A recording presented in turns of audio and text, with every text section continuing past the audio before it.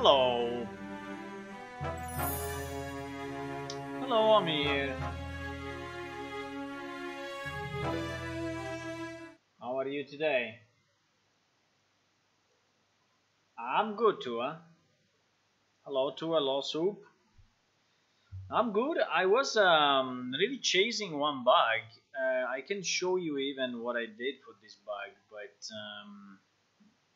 I was chasing pretty very tough bug, which is the one for which we posted on the Unreal forums as well, and I'm seeking some people if they can help me. At the moment, I didn't solve it yet. Basically, if we use wait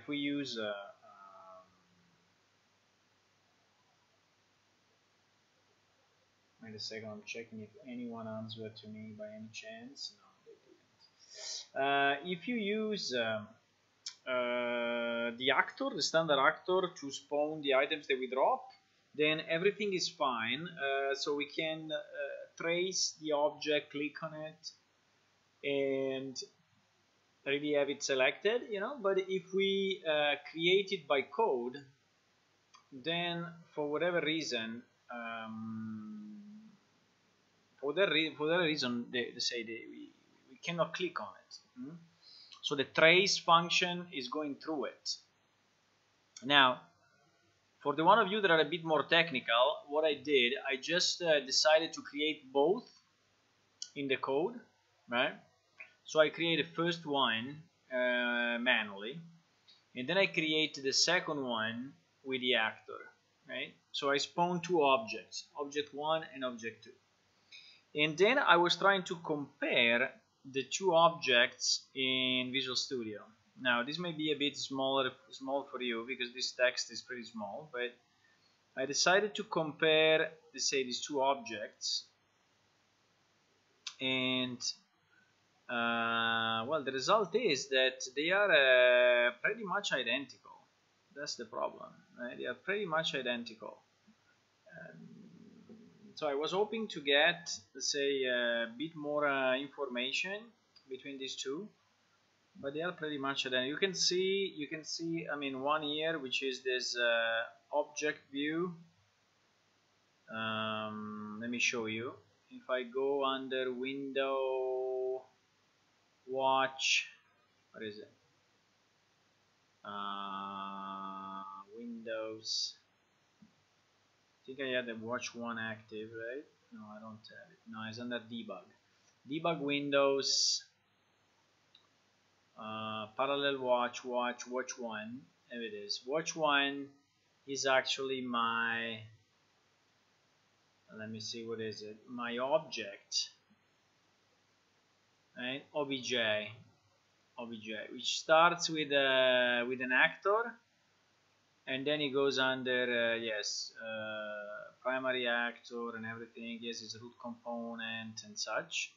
And then this one is the one that I created manually, right? Manually. And then we have the other one, which is watch 2, Windows, watch 2. We actually have it on the other video, but I can move it here, right? That is the watch 2.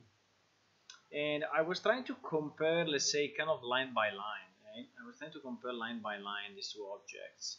And they are basically, I mean, apart from the fact that the structure is huge, so there are really a lot of different entries and values. But I checked particularly the ones that are related to the body instance and the channel reactions, right? Channel responses, I think they are called. So inside body instance, there is something that is called channel response.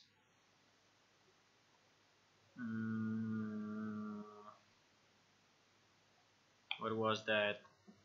Body, we are inside body instance, right? Yeah, collision responses, here it is, response to channel. All of this are, let's say, number 2, which is block for everything here, and in both objects, the one that I created manually and the one that I created using this standard Unreal actor. and I'm sorry, the font, I think it will be too small for you, so maybe you don't see it. But yes, these are basically identical. These are basically identical, and I was trying to understand how to, yeah, if there is any difference, between these two. But you see, like this one, I don't think I can increase the size, unfortunately. But if I copy all of this, maybe I can show you. Let me show you in a text pad or something, in a notepad, right? So if I open this, you see inside body instance collision responses, there is a variable called response channels, and these are how my response channels are set. Now, it's not formatted very good because I think there is a kind of a missing tab. But if you see, yeah, this is something that I can maybe even add back to the question, because yes, and inside body response, let me just do this. Maybe body inside body instance. Maybe I can add this to the. So it is inside body instance collision responses. Let me remove all of this because it's only making it more harder to read. Response channels, right? F collision response container. F collision, yeah, was static, but basically yes. So this is what I have in my channel, in my response to channels. Okay, so number 2 is block, meaning that we block the tracing channel, and in particular the two that we want are camera and visibility, and these two are block. So I have no idea why this is not working, boys. I have no idea. So it is my post. It is the post that I did on the Unreal Engine forum asking for help. Unfortunately, we got no answers. What I can say is that what I can say. In addition, I have used the debugger to check the values of the response to channel, in my object after it's created, and this is the these are the value, and these are the values, right? And I can paste this, right? This shows that all the channels are actually properly set to block. So my trace should detect, let's say, detect the object, right? I think I can save it with this additional information. It's not keeping the formatting, which is a bit annoying. Can I? It's not keeping. I wanted to keep the formatting if possible. Is it possible? Because I think it's much more understandable if I flag it as code, or toggle advanced editor, wrap code around flag and selected text. I think it's this. Let me preview. Yes, exactly. I think it's fine.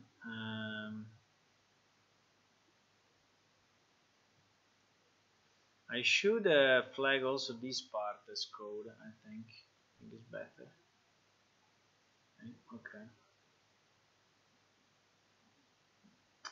Yeah, so it is the post where I explain how I do it and the fact that it's not working. Unfortunately, no one answered to me up to now. It's a bit of a pity, but that's it.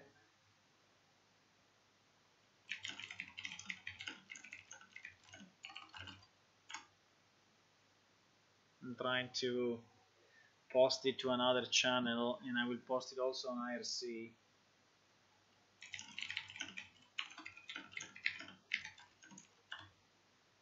Okay. So basically, for now, we can spawn. I don't know if someone else can help me on this one, but I'm a bit stuck. So we can do it the other way, like I said. So we can just comment out this code and use the actor code. Which on one side is fine. On the other side, I would prefer avoiding it. I would prefer avoiding doing it this way.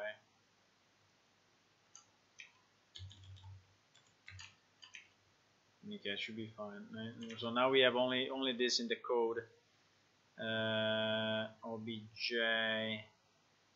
obj2. Okay, this should be fine.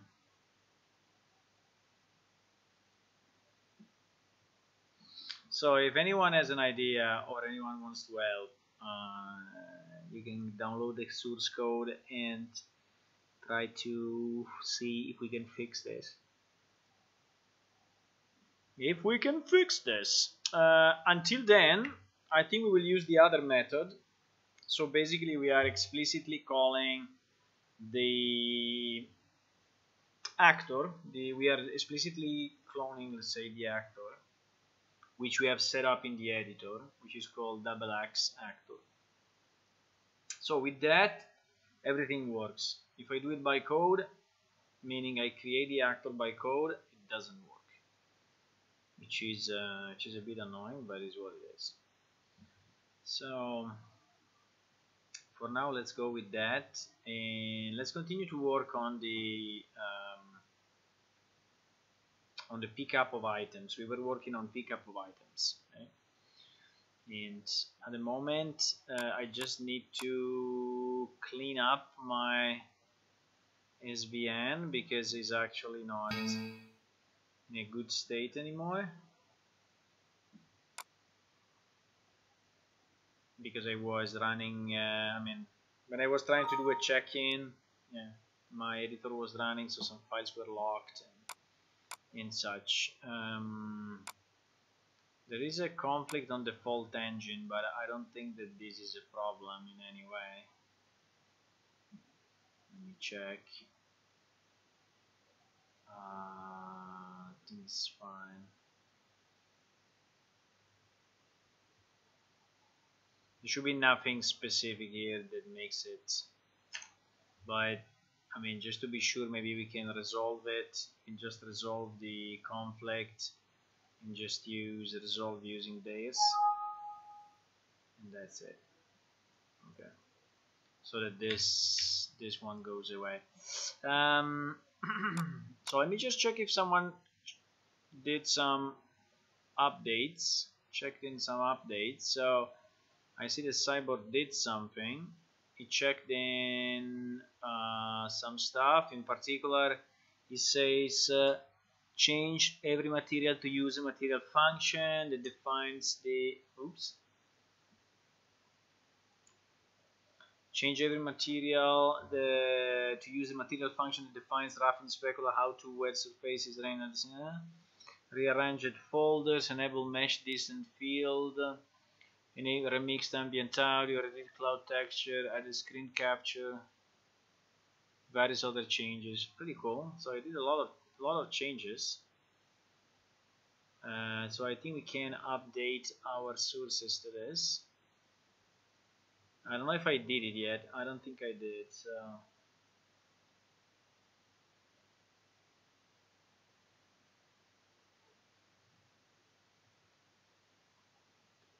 So we are getting all the latest on the art side. Hopefully there are no conflicts. I didn't do any changes to that. I only changed the UI piece.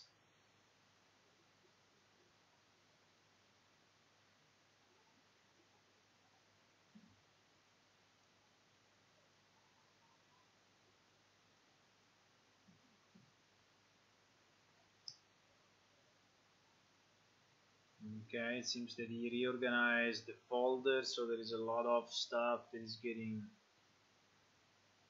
moved.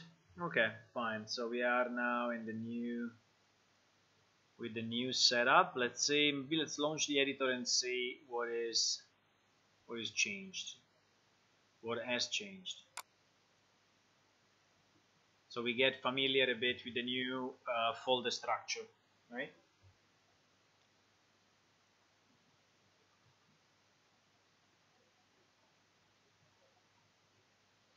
They had some nice atmosphere. Okay, nice. I didn't check it yet because I was really deep into this debugging. So you're standing still at initializing 45%. I think it's recompiling maybe some shaders and stuff.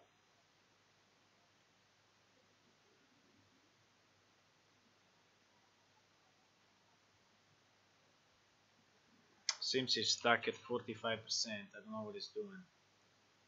CPU. Yeah, shader compile worker. Yes, it's compiling shaders. There are all the CPUs compiling shaders at the moment. I think it's because some of the graphics have changed.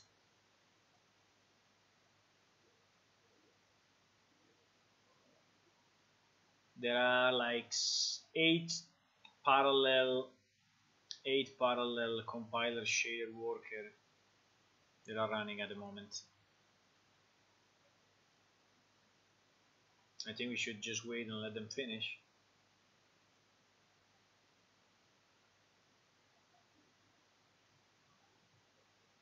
So one thing I did as soon as the editor pops up, I was trying to make the setup of the UI, of the Interact UI, a bit more dynamic, say, and flexible, so that we can reorganize the icons in the blueprints.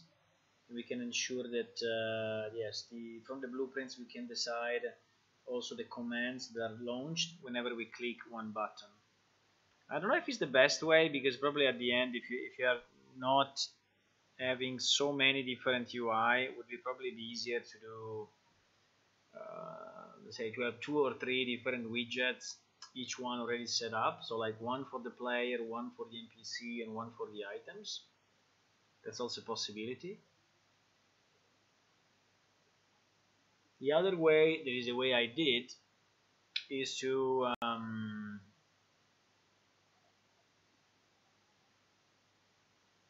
basically set up the buttons every time you right click on an item. So you are in game, you right click, a menu pops up, and this menu is set up based on the type of object. This is what I was doing, right? It kind of works okay, but it kind of works okay. So, but we have to finish this work. Yeah, all the shaders. I mean, I think it moved some of the stuff. So I see that this Cyborg K5061 is now empty. It only has a test character and test mode, which I think is better. So now under UI we have, yes, we have our UI, so which I think is better. I have to have everything here. Perfect. Yes, I think it's much better. So everything that is main menu, I mean the character creation, the initial stuff is under main menu, and then we have under widgets, or the widgets that are inside the game. And I guess also our Interact UI is here. Yes, I think I like it much more. I think it's cool. I think it's cool. You're still recompiling shaders, as you see. I mean, most of the files changed or moved, and so Unreal Engine is recompiling all the shaders. You see here in the bottom right how many shaders are missing. So we have like 4,000 shaders that has to be compiled. But it's okay. It's done in background, so we can work on stuff while while it's recompiling the shaders. It's perfectly fine. So yeah, our Interact UI, yes, this is the thing, and these are the graphs that I was using. I will show you a bit of what I did. So basically, we have a function now which is called setup interact UI buttons. Okay, so and this function is called whenever you want to change the shape of the interact menu. This one is at the moment 3 settings: NPC, player, and item. The player one is not really, sorry, it's not really completed, so it's just a stub, but the two that are NPC and items are pretty much complete. So what we do here is to set up the different buttons that we need, and I renamed all the buttons to be like just from 1 to 9. So image context menu 4, 5, 6, and 8 are the relative position. Just to explain you, I mean, there is a grid of items, or boxes, you say, of boxes. So it's basically 3 by 3, and so we have 9 buttons, and so every button is named like button 1, button 2, button 3, and we have the images the same: image menu 1, 2, and 3, 4, 5, 6, 7, 8, and 9. So we know exactly, you know, the position based on the number. And then what we do here in the in the graph is basically to set up the icon that we want in each of the positions, and to set the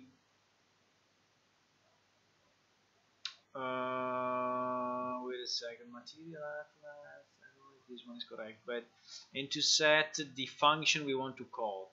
So for example, we want to call attack or talk or get description or nothing in case the function is empty, right? Yeah, so this is what I'm doing. So for example, this one I think is that it should be empty, which is the number, index number 1 should be empty, 2 is attack, 3 is empty. Now we don't have it here, but it's empty. 4 is talk interaction, 5 is get description, 6 is empty, and then 8 is close the UI. Okay, so this is kind of the sequence. Now, if this sequence really works, I don't know. We can test it again, because I left it the other day a bit in a uncompleted state, you know. So let's launch it and see what it does. But I did some work on it, but then I left it like, yeah, incomplete.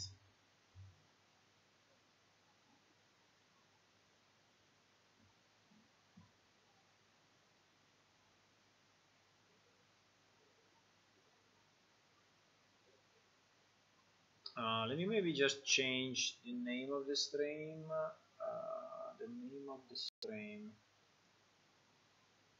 Don't remember if this is 31 or not. At the moment it's showing 31, I know.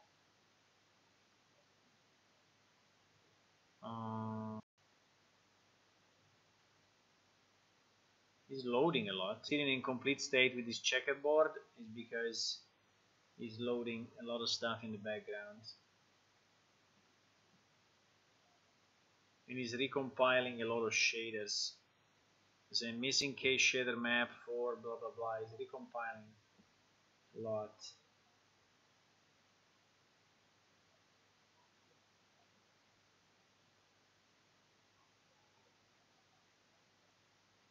I'm just waiting it to finish recompiling.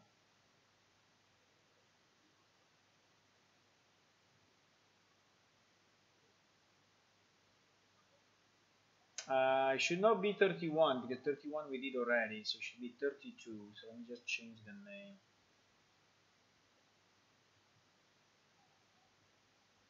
I may be stuttering a bit at the moment because my PC seems to be like 100% busy.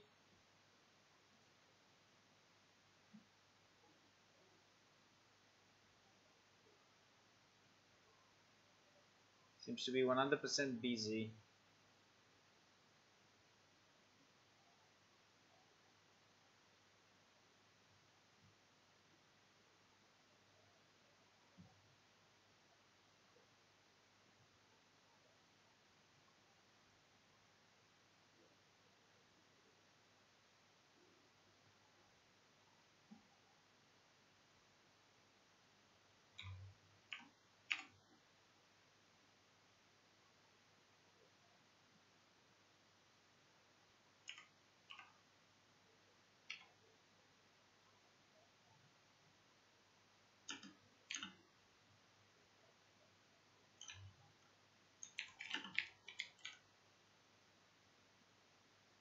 I don't know what is my PC doing.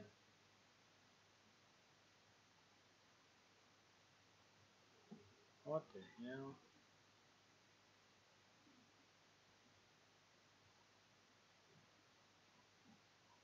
Okay.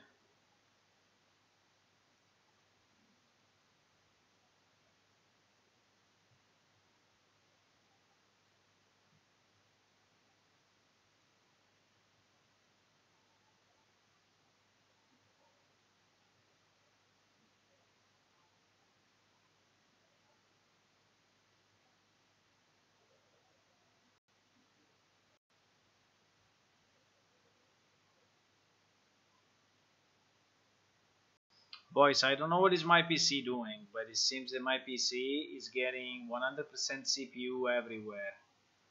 Like 100% CPU in every single thing that it's doing. So I think we need to wait probably the editor to finish doing something, because the editor is taking 100% CPU, and I think you probably missed some of the stream because he was stuttering a lot. He was saying that I was losing connection. I think Unreal Engine is recompiling stuff in the background after all these changes.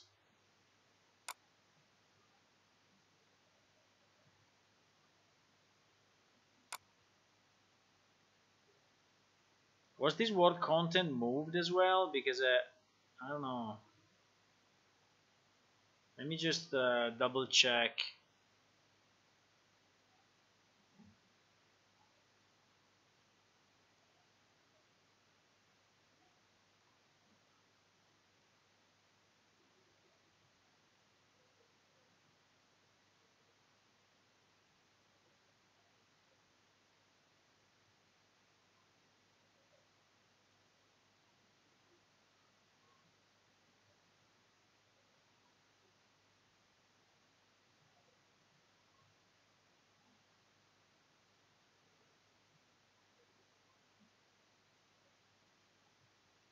Hmm. It seems that basically all the materials have been changed somehow. This is why my Unreal Engine is complaining a lot, or is thinking a lot. Yeah, I think it's still compiling stuff in the background.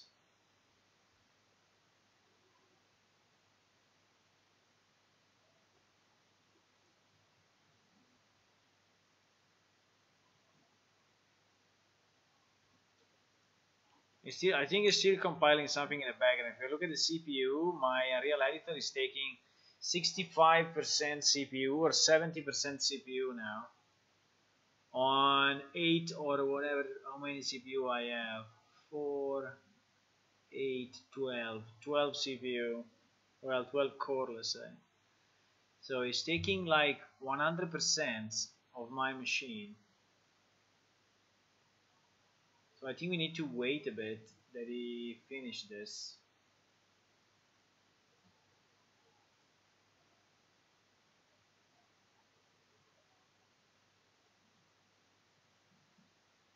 Can you still hear me or not?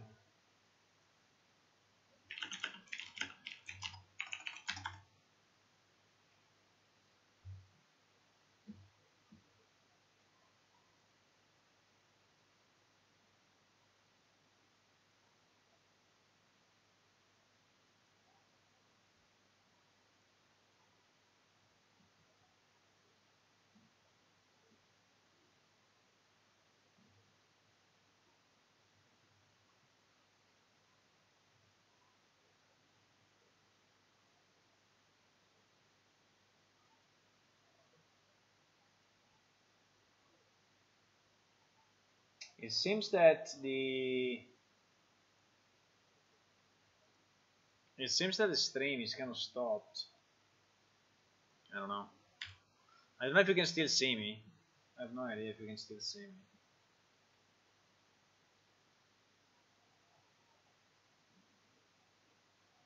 But when I launched the server, the editor was like going 100% CPU and not allowing me to do anything else. Like if it was, yes, compiling shaders or something. And try again, but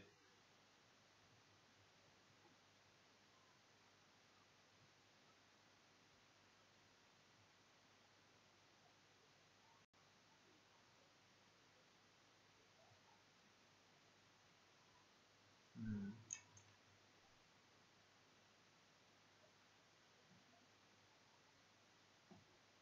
Wow, the server just crashed.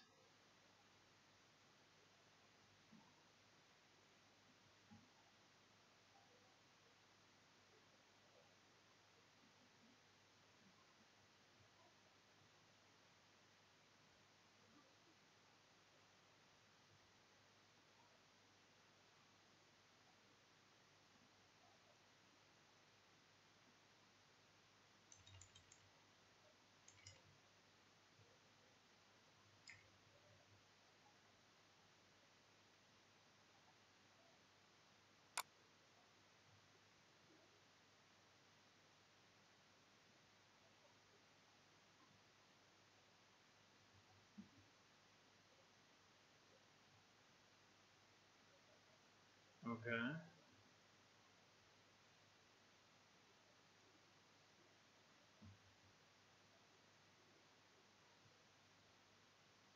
I'm just trying to understand what he's doing.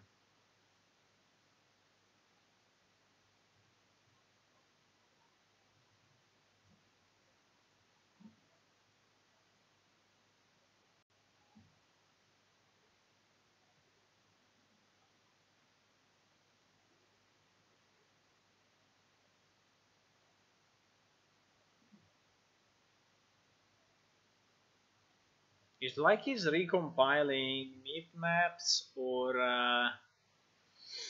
textures or something else.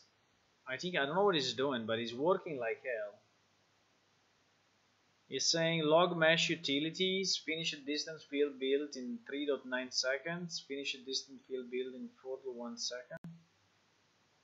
I mean, I never seen this, so I don't know what is actually going on. Is Cyborg connected? Because I don't know, it's something he did to the graphics, but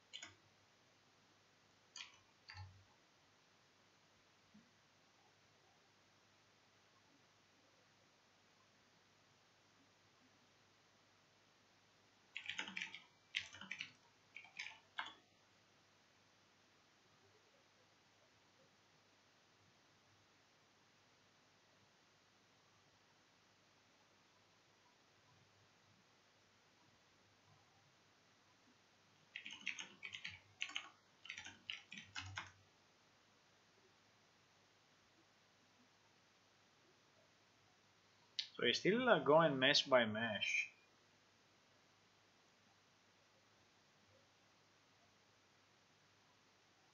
A lot's way.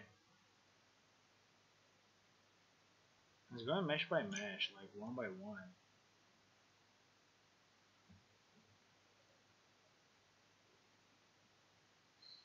I mean, if we had the full world into, I mean, it would take like 1 week. I don't know. It will take like 1 week. I don't know what the hell it's doing. Distance field build 64 by 64 by 38 distance field. So it's like creating. I don't know if it did it for the terrain. Maybe it's the terrain things, but I don't think, because it's doing it on meshes. So every mesh is for every mesh is doing something.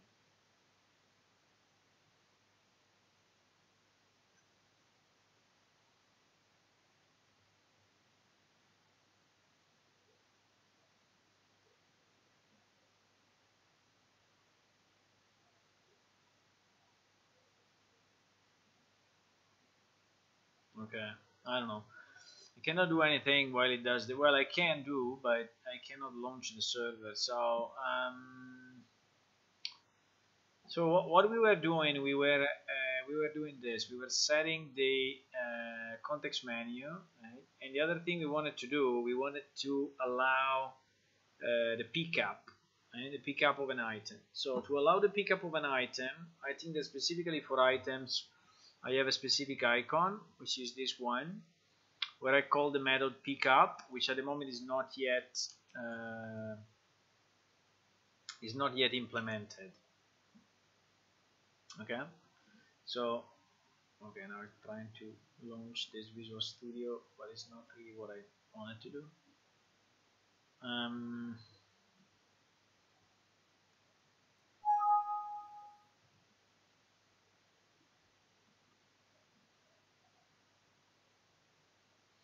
So I guess we should implement a new method. We should implement a new method inside the Interact UI. Like we have all of those, talk, interaction, get description. I mean, the same way, we should have a new function called pickup. And this function called pickup, what it should do, it should send a message similarly to what we do for the drop. Right? It's very similar to what we do for the drop. The difference is that it needs to get the selected object first of all, so because we need to know which one is the object that we have selected. Now we just have to think if we want this to be to auto select whatever we right click on, or if we force the player to first left click and then right click. But I think that is what we did already in the character blueprints. I think there is a place where we do, yes, this one, where we first select the object. Yes, this one. When you right click, we first select the object, and then after we selected the object, we actually check if it is within range, and then we show the interact window. So I think in the same way, so we may assume, let's say we may assume that the selected object is already the right one. Okay, is already selected. So we should use selected object as the pickup item. Now I would like to check in the old code. Let me see if this thing is still going. Yeah, this thing is still going. Okay. I would like to check in the old code if what was the message for pickup, because we have a message for drop, which is the one that we implemented now. But there should be another message for the pickup. So the easiest way to do that is to go inside our Interact UI, which here was called like context menu or something like that. Was called I think it was context menu or pose context. No, it's not context menu.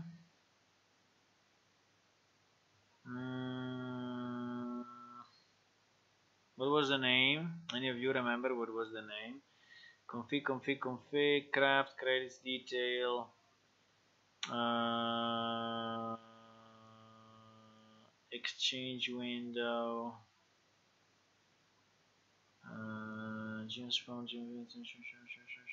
information window, live, login, merchant, music, quest reward. Which one was that?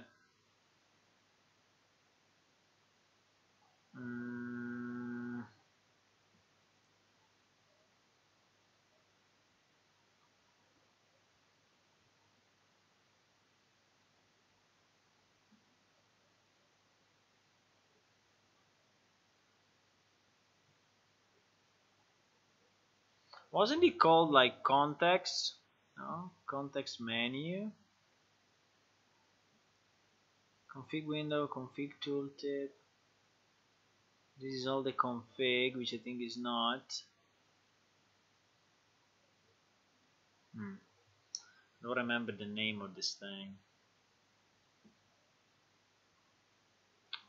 Maybe interact window. Okay, interact window. I found it. Okay, interact window was interact window. So the interact window, when button pressed, yes, it was delegating. Here it is. I think here we have all the possible UI. By the way, I think all of those we should create somehow. But these are all the possible buttons that you get in the interact window. So you can examine, unlock, use, pick up, drop, loot, buy, sell, get name, whatever. Right? Close, player description, attack, combine, all of this. These are all the buttons that we have. Then for each button, you see that this is pushing all the names in. Yes, a GUI interact message and handle message. And then it's sending the message to the server, I guess. When you press, yeah, interact, examine. So do we have the pickup? Here it is. So interact pickup, right? So it's actually sending a /pickup message to the server. So I think we can just search pickup in all the open documents, and I think, let me do all word, so we are sure that we are getting only the full word. Okay, messages, here it is. Messages, pickup, GUI interact message pickup. Just searching the place in the code where we have send behavior message. Is pickupable, context, message ID is pickupable. You can pick up others while you are dead.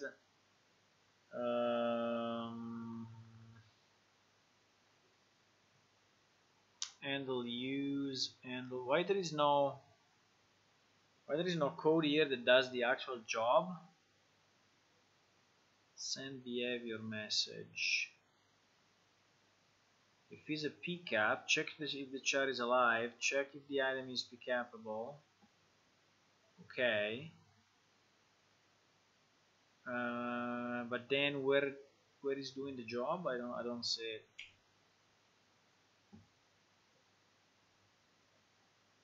I see it. Check if the item is in range. Okay, it's doing a few checks, like the item in range is pickupable, is alive. It also checks if we are alive, because we may be dead after clicking on pickup object. Still working on that. So all this code, I think that is meaningful to us.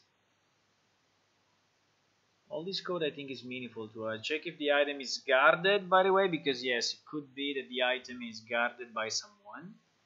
Okay? And guarded meaning that you cannot pick it up because it's actually belonging to someone else that dropped it to the ground. At least this is how the old clan ship was working.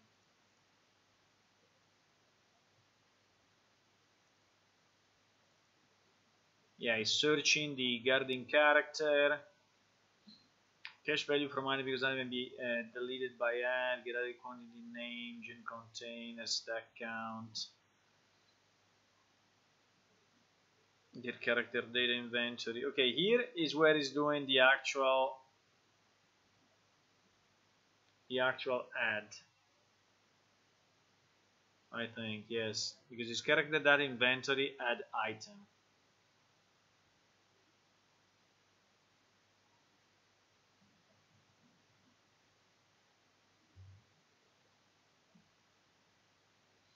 Then it removes the target object.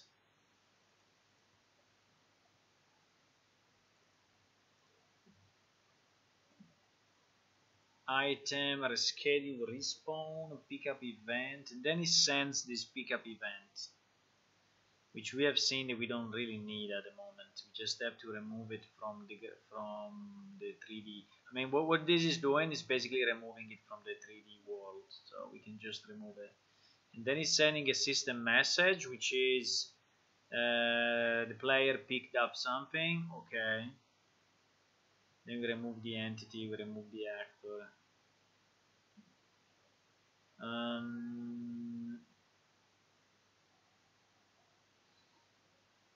Yeah, the only thing is why we are doing this piece of code here in send behavior message instead of doing it like we were doing it in the drop, right? In the drop item, because I think the drop item, let me just search again, drop item, right?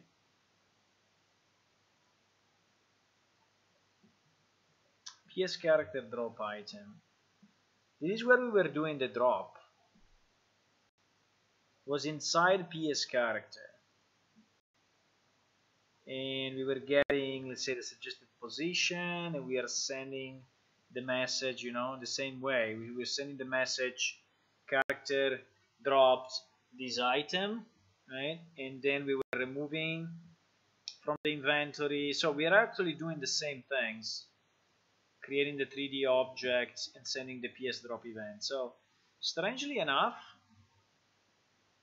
unless I'm missing something, but it seems to me that the drop was done inside PS character, while the drop was done inside PS character, while the pickup,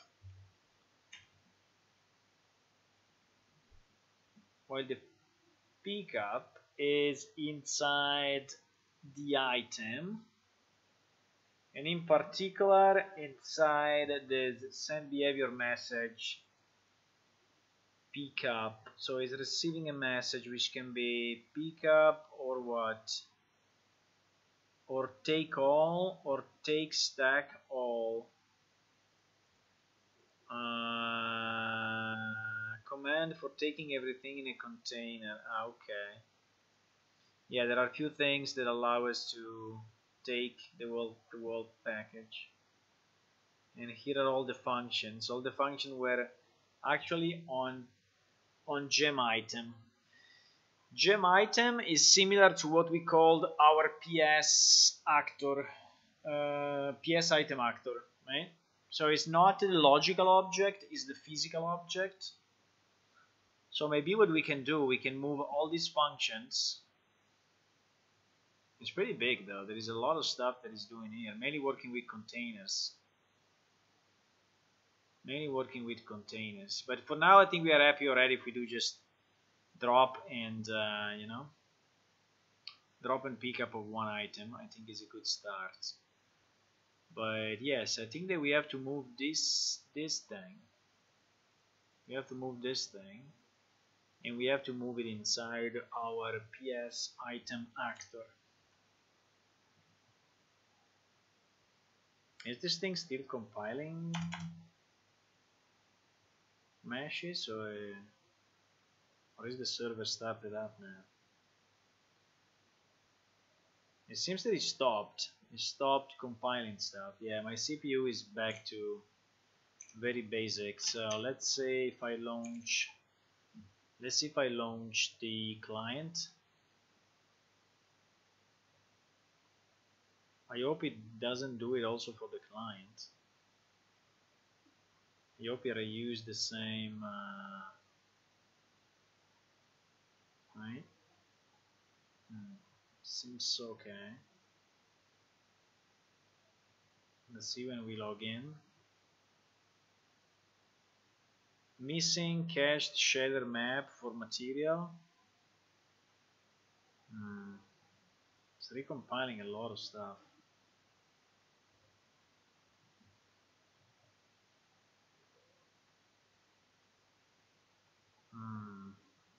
It's recompiling a lot. Holy fuck, I just fell down. I'm falling down, boys. I fell down. I don't know why. Like the texture I was sitting on was not whatever, and so I fell through it. Let me launch it again. But something happened, huh? I fell down through the floor. Or someone pushed me out of a bridge.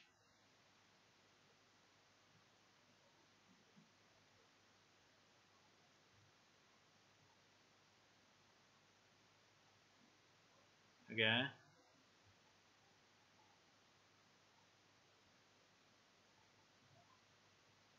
He's still compiling a lot of stuff.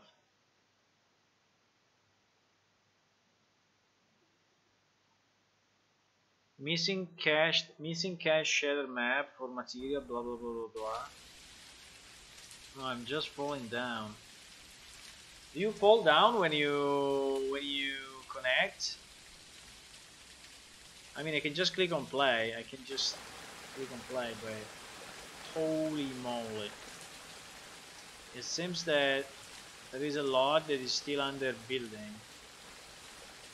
Like the ground, you see the ground is checkerboard at the moment. I mean, the rain is pretty cool. Rain is pretty cool. But I selected myself.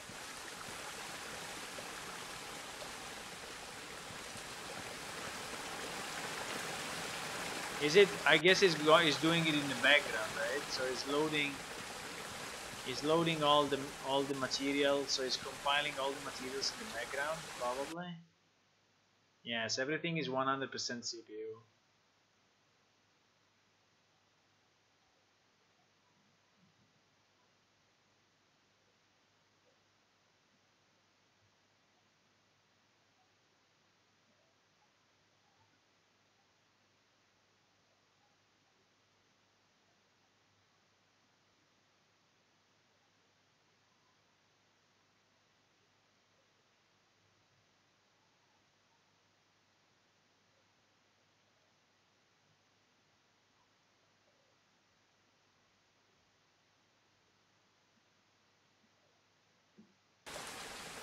It is fully 100% CPU, so I don't know exactly what it's doing.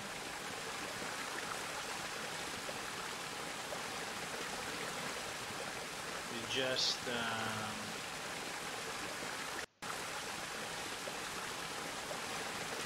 I don't know, the rain looks super cool, but the rain looks very nice. I mean, it looks real. It rains a lot though. I mean, it's raining a lot.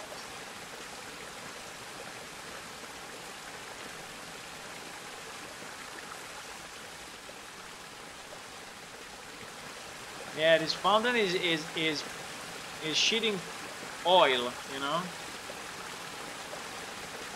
It's dropping oil to the fountain. It may be rich if we refine this oil and make fuel. Maybe we may get rich.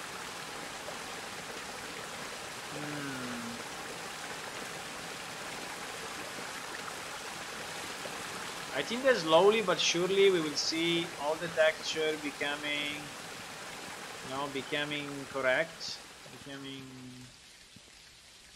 proper. But at the moment we still have some texture like this one, which is full checkerboard.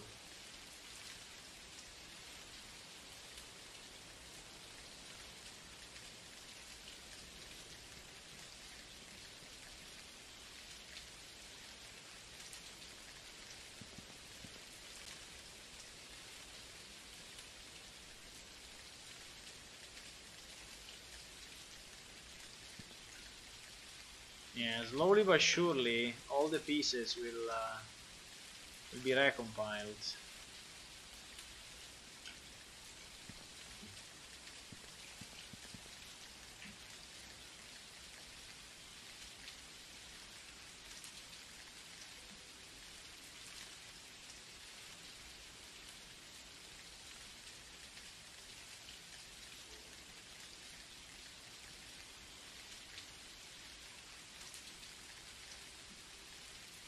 Hmm.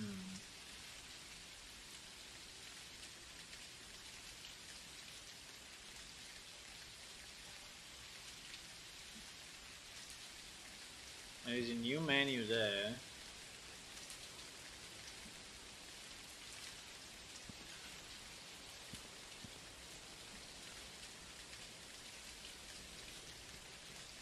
And a new menu here, right? The camera is not changing anymore? Why? What happened to the camera?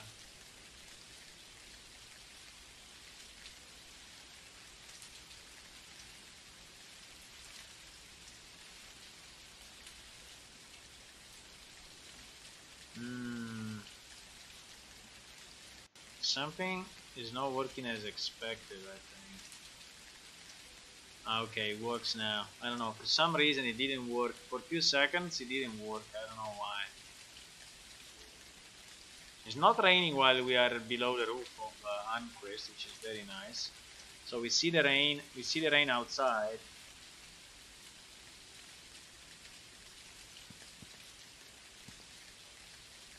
We see the rain outside, but we are in a place where it's not raining.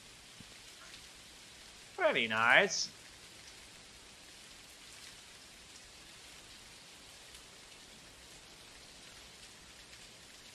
Now most of the pieces are in place. Let's see my CPU.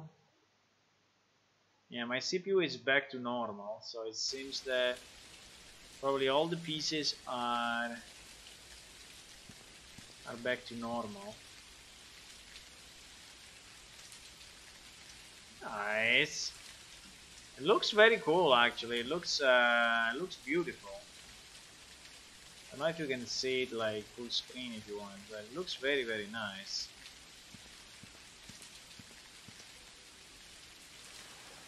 The rain looks very, very realistic.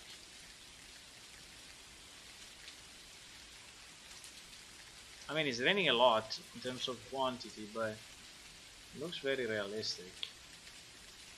I guess it's only around me, so I don't know how big is the box around me, but I think it's a box around me only. Like most of the rain, I mean, most of the rain is done this way. I think also the textures are slightly more. I mean, they look better. Like if there is some additional bump mapping or additional, well, reflection for sure here, specular. Not on all, like on this one, yes, but like on this one, no.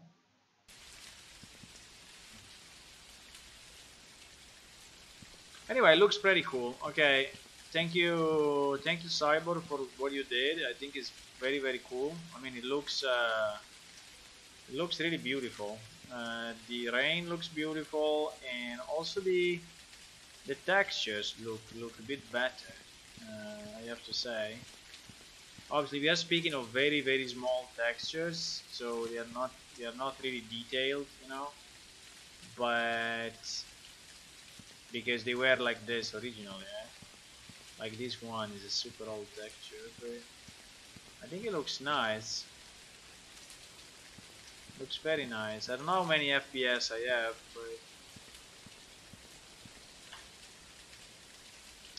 I think I can just open the chat and say /FPS.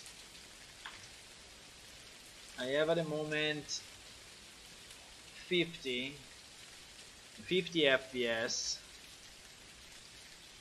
If I look this way, which is the worst place, I still have 50.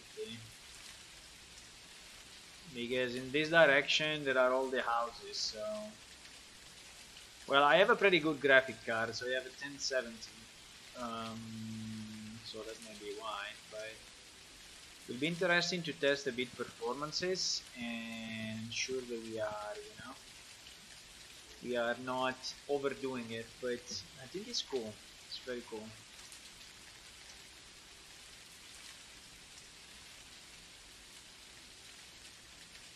You lost the audio for a few seconds. Okay, it must be.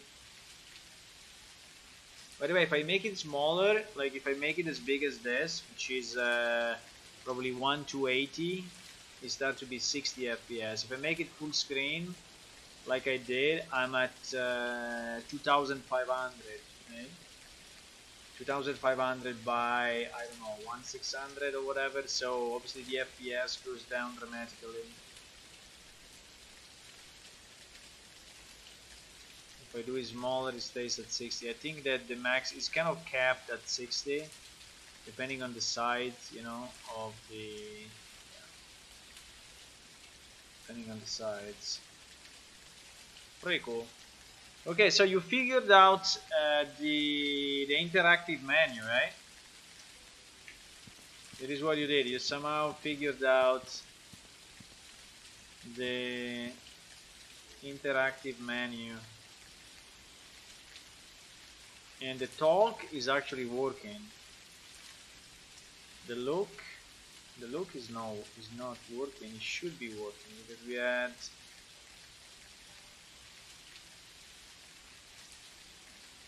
Anyway, I think you figured it out, right? So I can leave it to you, I guess. I can leave it to you. I can implement the drop so that we can attach then dropping. The pickup, so we can attach the pickup of items. Like we have this axe here. And are there two axes?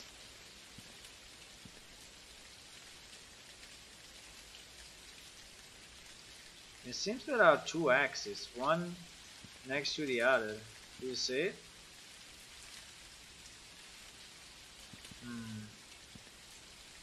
Maybe my code is. Let me check. Let me do it from the top.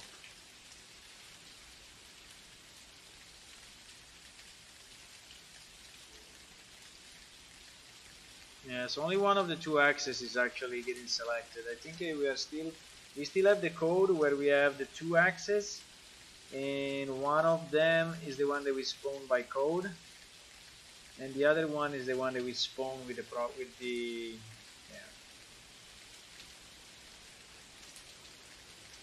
Okay, but anyway, we should connect the pickup. It's raining a lot, man. I don't know if people made of stone like this crane is caring about the rain. Do you think he cares about the rain, or you think he likes it, or it doesn't even?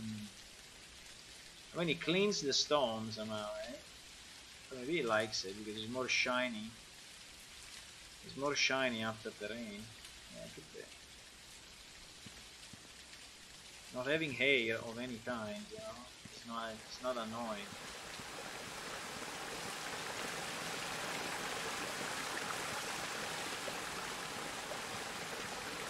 Okay. Does the rain stop in any place where I have something on top of me, like here? Oh yes, it stops here as well. Holy moly! The rain stops down here as well. It looks so real when the fact that the rain stops, makes it feel very, very real.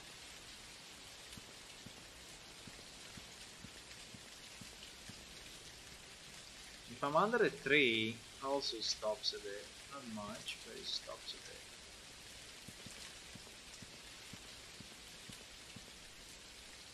If I go here, it stops as well. Yeah, I think the calculation is pretty good. I mean, it's really stopping where it should stop. I mean, it's pretty accurate, I would say. Like inside of this, there is no rain. Yeah, looks very accurate actually.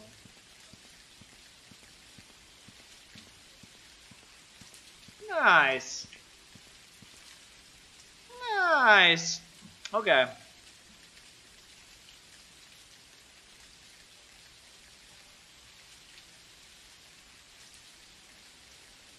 Okay, so what we want to do, we want to finish this pickup thing. So we want to, okay, now that our client and server are everything compiled, so it took a bit, but at the end, I think was for the good. So what I was saying, yes, I was saying that I need to copy somehow this whole piece of code here that is in the old client, which is called send behavior message on the item, which has few options: pick up, take all, and take all something else, and take stack all. Okay, and yes, and this one I think we can just scope it and put it inside our PS item actor. And I'm just thinking, do we have inside our PS item actor everything needed to then, yes, I think we, yeah, I think it's fine. We just need to pass in the actor that is trying to pick up. We want to have it inside the item. Yeah, I think let's keep it where it was so that we, when we search between the old and new code, it's easier for us. It's easier for us to recall where it was. Okay, so let's put it inside PS item actor. PS item actor, do we want to call it exactly the same? I mean, we can. It was called send behavior message. I mean, it's not really very meaningful to me, but it is what it was called. I can keep it the same. It has two parameters. One is the message ID, which is actually a string.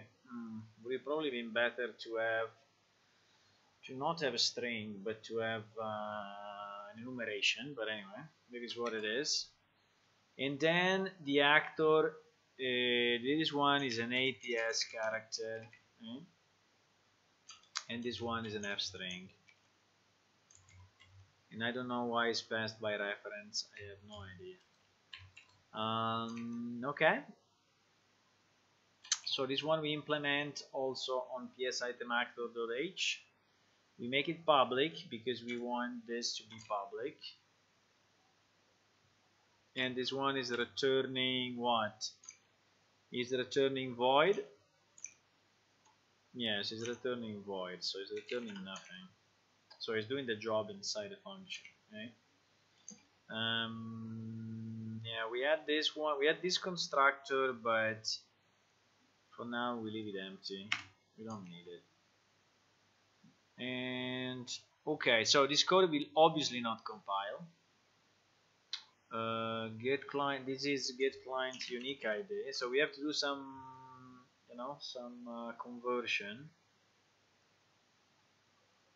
The send system info I think is still valid, but for us now, these are the messages that we send through. What was it? Did I type it in my conversion? In my conversion thingy, real engine conversion code. No, I didn't freaking. I didn't say what we have to convert it to.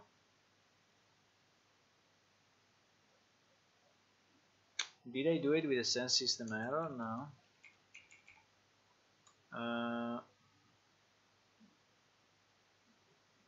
PS system message multicast. Okay, this one we said that it has to become this, but it's not a multicast, it's a single message, right? send system info. I think we did this already. I just didn't type it there. I think it's get unique ID. And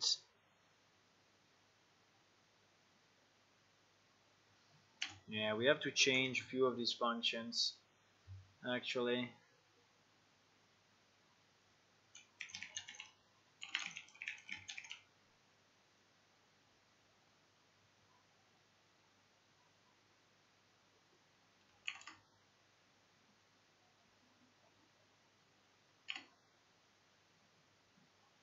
Yeah, we have to change a few things here.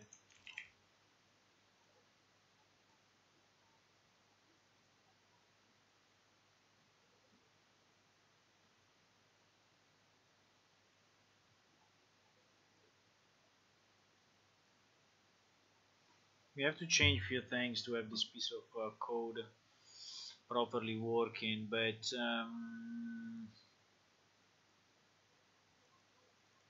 okay, the system message multicast we have, right? This one we have.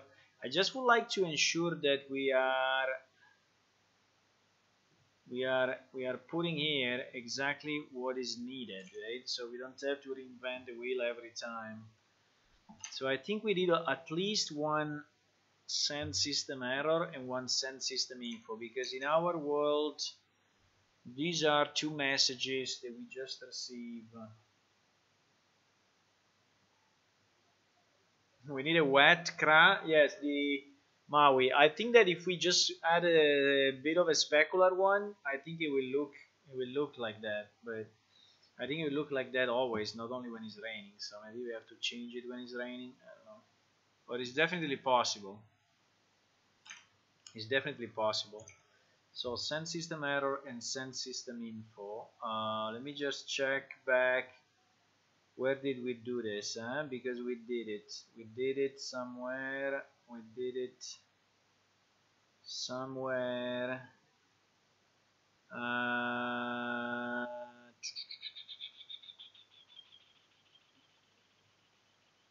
Send move message to the server, character data description, get quest list, clicking on a quest, receive a message is this one. Receive a system message from the server. This is the one that we use, you know, if we receive a system message on a particular player controller, right?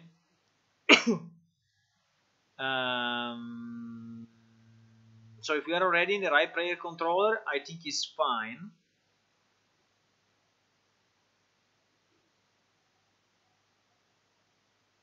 Right? We need to call this function. We need to call this receive system message PC, but this one I think we call it only from, let me check the character blueprint.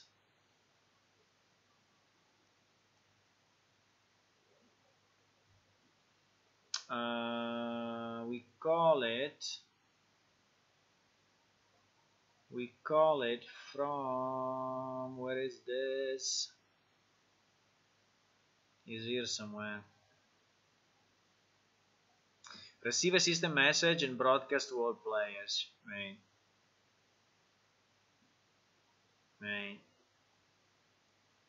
There is receive system message on client. Is the one that we receive and we already have the message type. So actually the one that we call is receive system message. Receive system message and to broadcast to all players. But this one is the one that we already receive. Yeah, we call it server side. Then we send it to the client. Then we ensure that we are in the right player controller, and then we go there. I think it's fine. I think we can just call this one. I think we can just call that one, because it has to be an implementable event if you want to be able to call it from the code, like this one, event receive system message, right? This one is proper. If I search receive system message in all open documents, right? We have it in the multicast for sure, yes. but we should also have it in few other places, like for example here,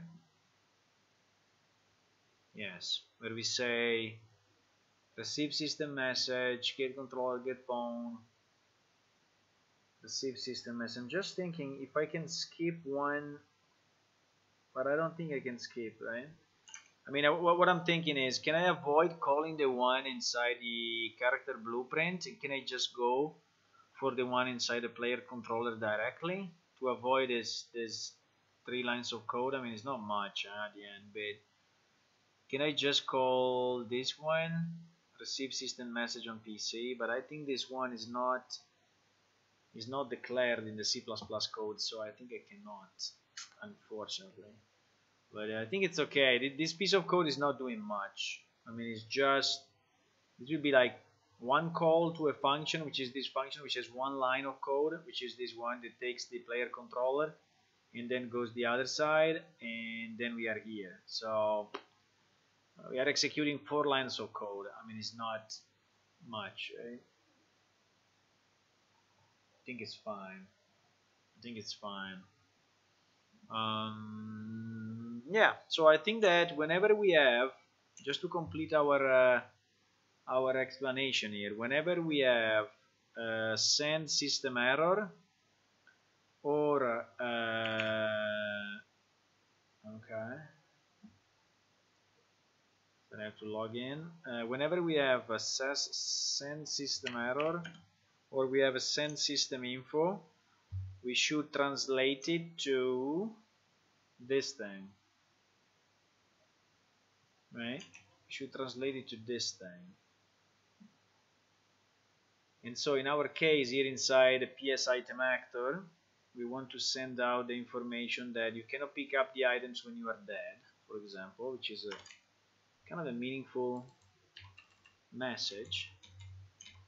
I mean, it's teaching you something in life.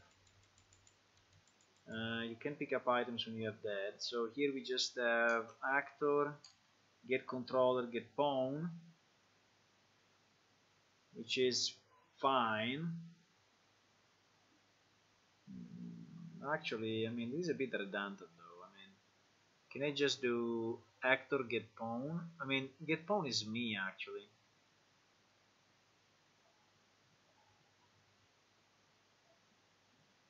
Why I'm doing this? I mean, why I'm from the actor going to the controller, going back to the pawn, which is me, and it's already a PS character. I mean, I don't understand why I'm doing this line. I mean, why I'm not just doing this? If you understand what I mean, right? We are already, I mean, the actor is already the pawn, so why I'm, you know, why I'm doing this? I can just do it like this. Message is in undefined. Yes, message is this message that we have to create, right? That is our message. So we will just create a message f string. No, we cannot even avoid it. So we can just put it here. Who cares, right? So we just send this. So in our case, it just becomes, it's pretty simple, it just becomes one line like this with type of message error, right? That is what it is. And yes, I think it's pretty cool, super easy. If it's like this, it's super easy, boys. Oops, oops, oops. And then here is saying you can pick up, but if we have a parameter, no, if we have a parameter, we have to format it first. So like if we have a parameter like this, we have to format the message. So we cannot really do it one line. So in this case would be f string message equal to f string whatever it is, I don't remember. 1 second, it's just f string something printf. Is this f string print text, you know, this thing. F string print text of this get name is an f string, I think. Yes, so we should dereference it, and then close this parenthesis, and then here we just send message. So yeah, I'll say that in the case we have to format something, if we have to format something,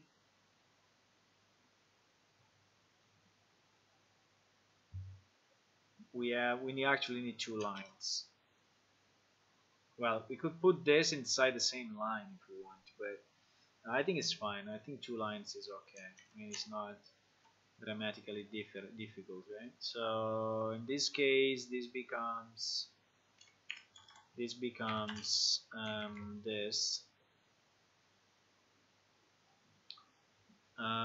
There are 2 types though. There is a system error and system info.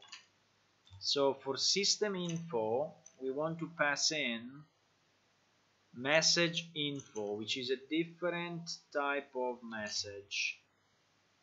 Like both of these are actually info. So we have a message. There is message info and message info server, which I have no idea what is the difference.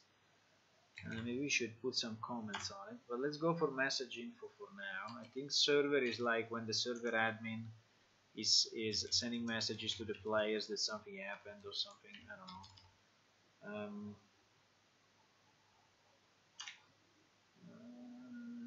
So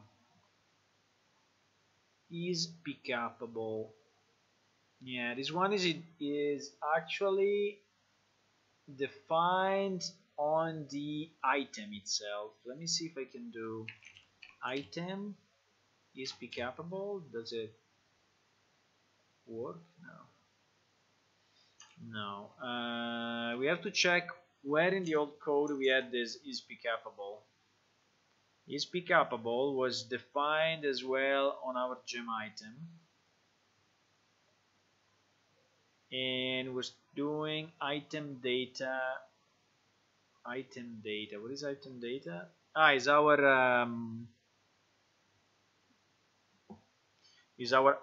logical PS item. Why we need all these functions? We cannot just call the right one? No idea.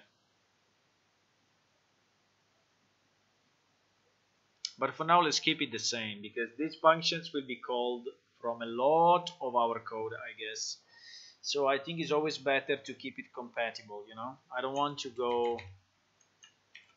go crazy in refactoring now. I think we will refactor maybe a lot, but in the future, not now. I don't want to refactor anything now. I just want to have it work exactly like it was working. You got this by now, huh? That I don't want to do any crazy stuff. I just want to reuse all the work that dozens of people did in the last 15 years. I don't want to trash any of that.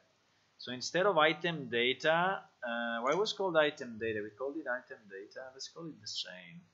Yeah, it's item data. So let's call it item data exactly like it was, because I think that now I have it called something like item. Yeah, let's call it item data. Exactly the same. Is pickupable. It returns a boolean. And I think all of that is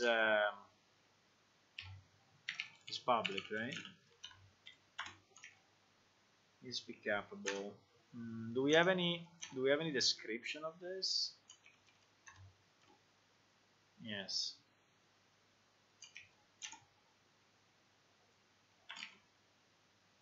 Do we have a description for send behavior message? Maybe I just copied it here, because I think if we can keep the same documentation. No, unfortunately we don't have any documentation. This one we don't have. Okay. We should add it both sides, but it's fine.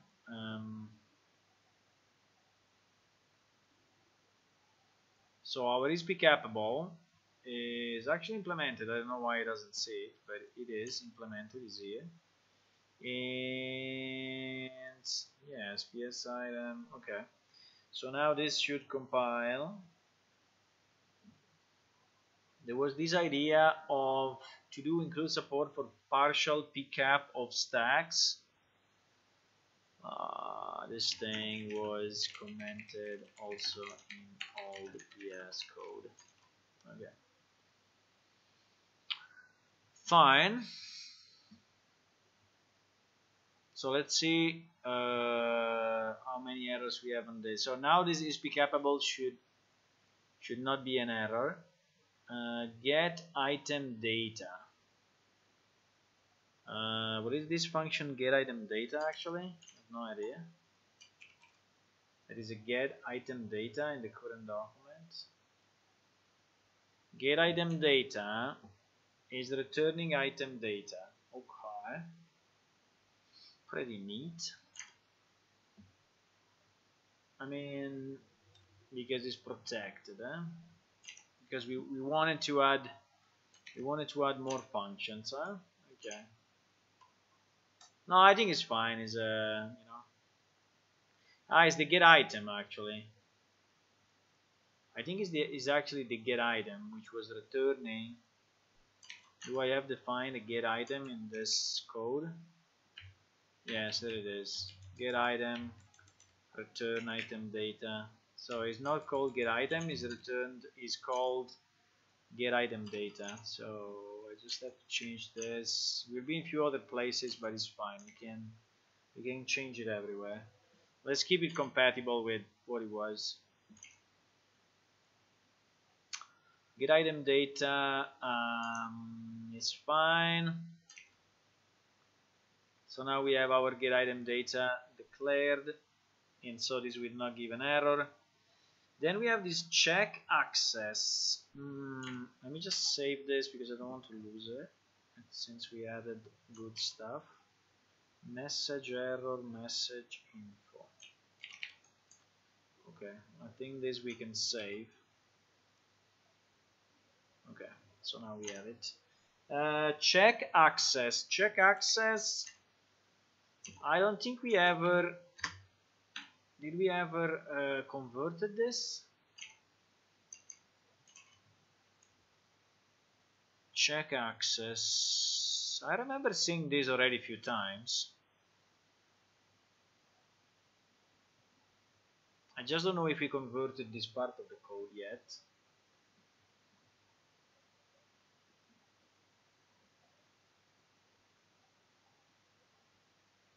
Hey boys. Let's see.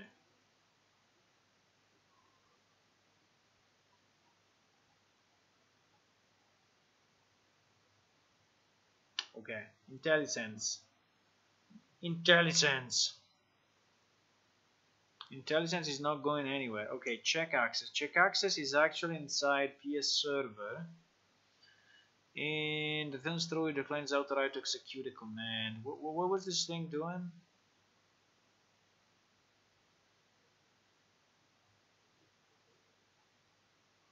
Come on, IntelliSense. It's easy, I tell you, it's easy. It's inside psserver.cpp and it's called check access. You can do it. Okay, I cannot do it. Okay, we do it manually. Ah! Crashed. When I click on cancel, sometimes it goes exactly to the point, but now I think it's just complaining. It's just complaining, boys. Let's search check access in all the other documents and see if we have it anywhere else. Actually, we do, but we always left the stub. I think we have it in our parking lot. Yes, we have it in gem.h. This function is returning nothing. It's returning always true. So this one we didn't convert at all. I think we need to start to do it though, because we will need to convert this function. We will need to convert this function. Do we want to do it now? I think check access seems to be an important function.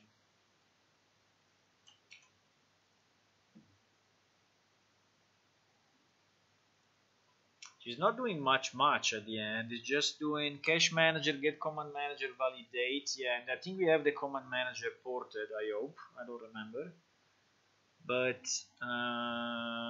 it's checking if you can execute the particular command based on your access rights. Right? So PS server get a check access. Where are we moving this function? This function get server option. I think we should. Which function do we have on the server? We have a lot of things. We have all the get managers. Okay, easy. We have the check access. For some reason we have the add buddy. I don't know why add buddy is here, but actually is here. Actually is in this class. No idea why. Insert into character relationships. Remove body, add body, and remove body are actually in PS server directly. No idea. Is full, is ready. So is full, is ready is if we are limiting the max number of clients they can connect. Save loss setting, remove player, mute player, and mute player. There are some commands, but nothing really serious. I mean, I was expecting check access to be more on the account management instead of just being on PS server, which was the old class, you know, running the server.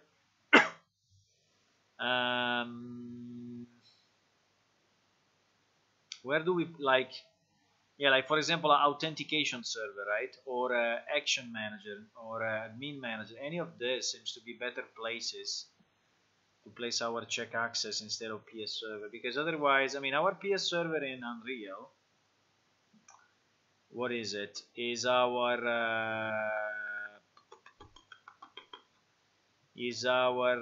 plane ship based game mode.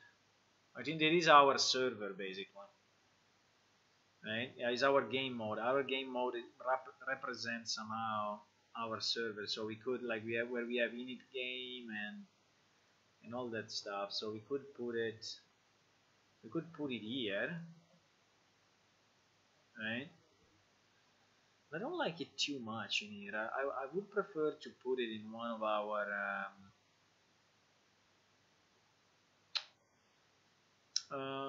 let me see what it was doing the actual check. So the actual check was done inside cache manager.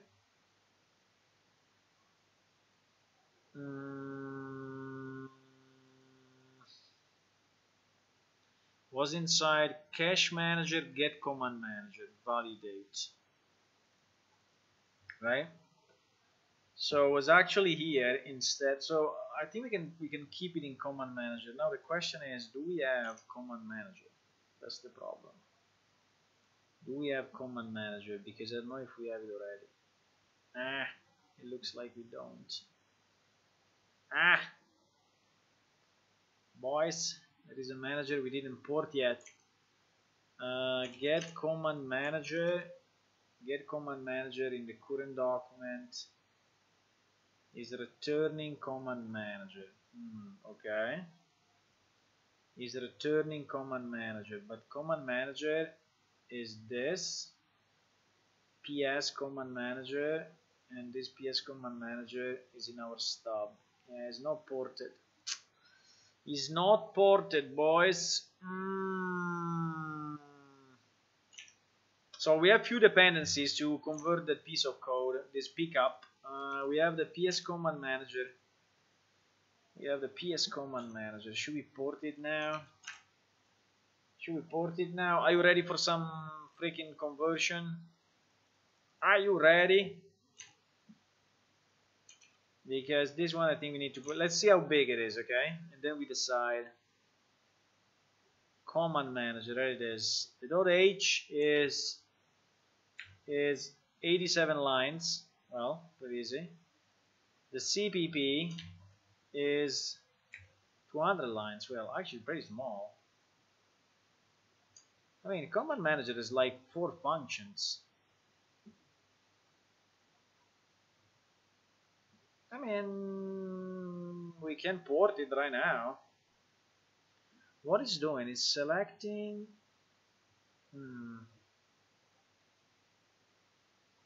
I think it's checking one of our tables, like this validate, right? Validate security level command. Okay, so it's validating command. What is command? Check access command. So in our gem, what we were doing, we were checking pickup override. Okay, yeah, this is all the logic of our commands that define database. I mean, we have a database table, which is the one that you have seen there, which is command group assignments, something like that, and command groups. We have a bunch of things here, which we want to keep exactly as they are. We want to keep them exactly as they are. Command groups is a table that has these levels: players, tester, initiate, moderator, advanced, senior, leader, developer, administrator. And group assignment is assigning it based on the security level. It allows you to access a particular command or function. Okay, fine. I think we should keep it exactly like this. Let's not even think about it. Okay, let's just port it like if we are monkeys. Let's just port this command manager. Is this command manager started at the server startup or where? PS server command manager. I would like to search command manager in the current document. Yes. Come on. Is not. Who is initializing command manager then? I know, because it's PS command manager. That's what, no? It's not PS command manager. What is the name of the class, boys? Is PS command manager? Yes, it is. PS command manager. Who is initializing this? Who is initializing it? Wow. No one. No, it's impossible. Someone is. I'm sure someone is.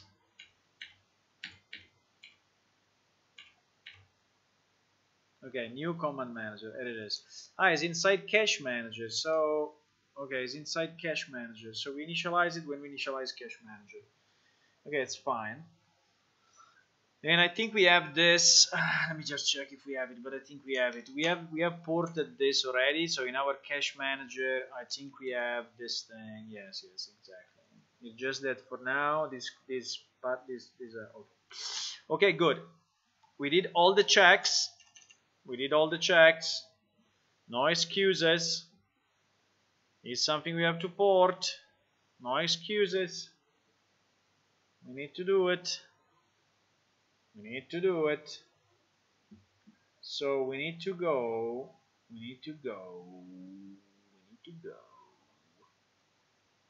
into our old code, and I'm just searching. I have 1 million directories and 1 million PCs, so sometimes I'm a bit lost.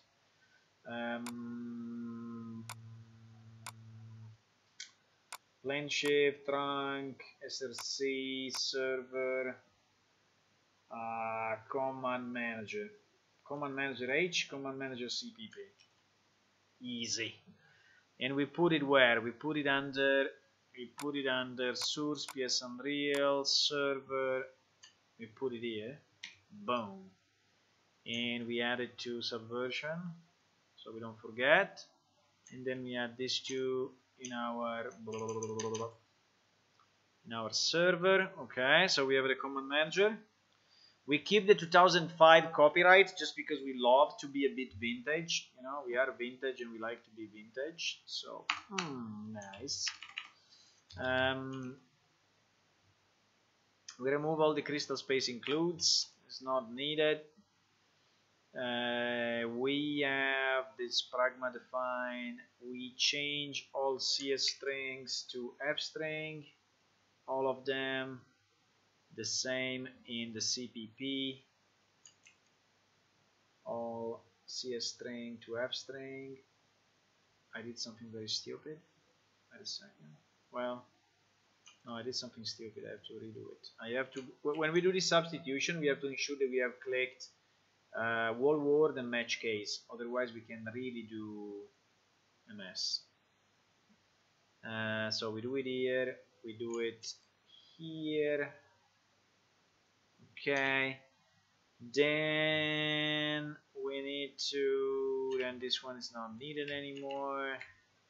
This one doesn't exist anymore. This one we just. It's a pity that we don't have the name of the authors. I think I will go and get it back from SVN and add the name of the people that did it. It would be very cool. Maybe one day I will do it. PS database doesn't exist anymore. In our case, it's called SQL wrapper. So it's under utils SQL wrapper.h, but I don't even know if we need it. But anyway, this is the name.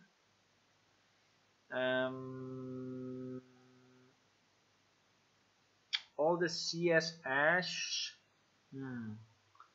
all the CS hash have to be changed. I know you're very excited about C++ conversion of all classes. I know it. So CS hash becomes a tmap. The difference is that we have to invert these two thingies. And global iterator becomes t iterator, and this becomes equal common groups dot create. No, please. No, I think it's create iterator. I don't know why it's not working, but tmap. I think it was like this.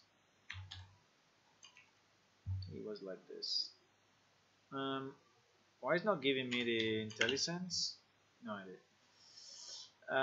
While IT is next, we should just do while IT, and then we do this, and we do this, and then we plus IT.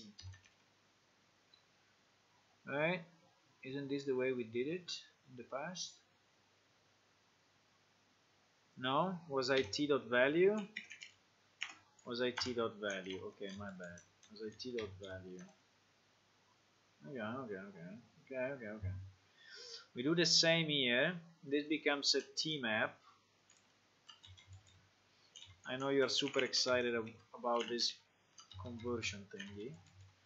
It is a t iterator equal to command list create iterator, and we remove that. I'm getting better in doing this, huh? Getting better. It is value, and we just have to remember to plus IT, otherwise everything will go to shit. We will have an infinite loop.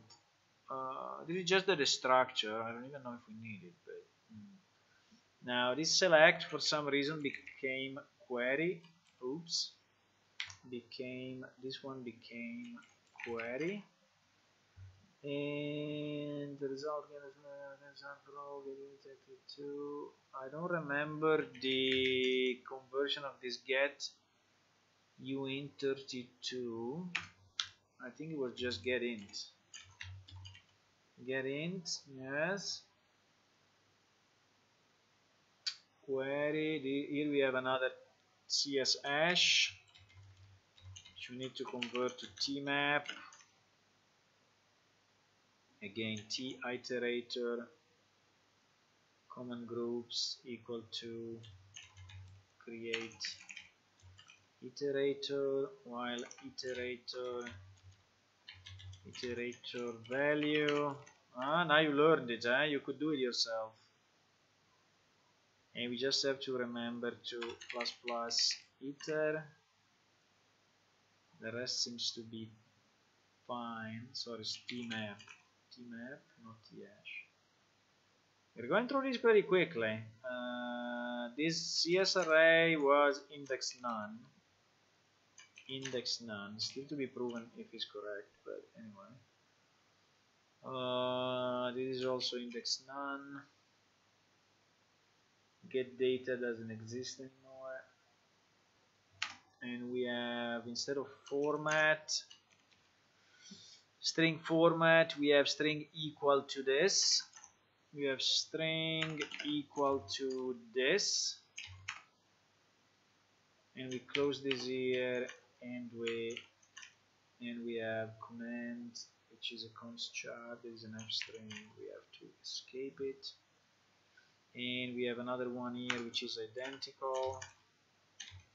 So command is const char, so it's fine. Okay. We have few append format, which are in our world, in our Unreal Engine world, are append format print text blah blah blah blah blah. So this thing, and we subscribe what is a boolean. I think these two we have to convert to text, otherwise they will not work. I think convert it to text, and I always forget if the text should be within text or not. Let's leave it like this and see what it does. Now the get at is just get, I think. No, I don't remember. The get at, what is the get at? Ah no, it's just brackets 0. Just brackets 0. Okay. And get data doesn't exist anymore. And append format is exactly like the one that we did above.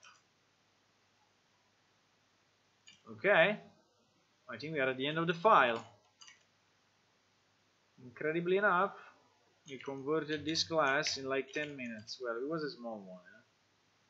Now, if it works, I don't know, but we converted it at least. It's just loading this class. It's just loading few things, you know, from... Let's try to see if this thing compiles. Well, we have to change T array. Did we add any CS array here? Those were T maps. What? Commands. Let me check for a second. Commands.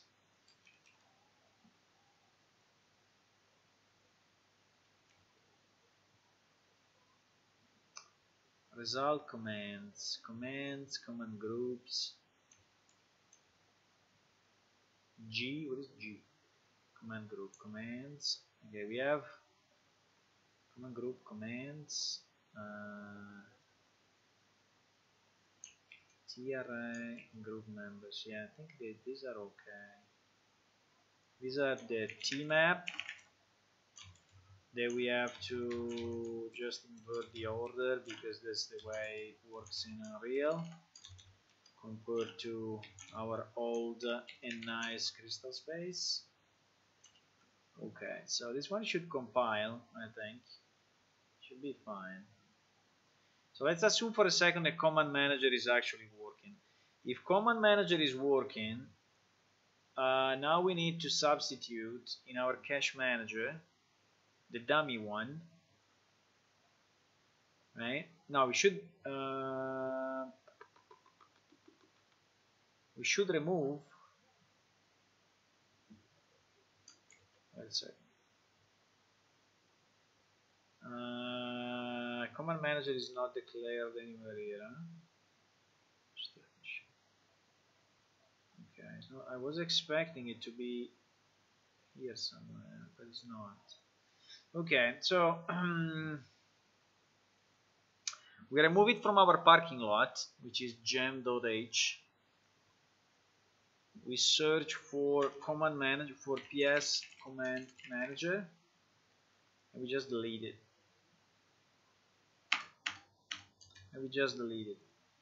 Now I think we can just compile and see where we have errors.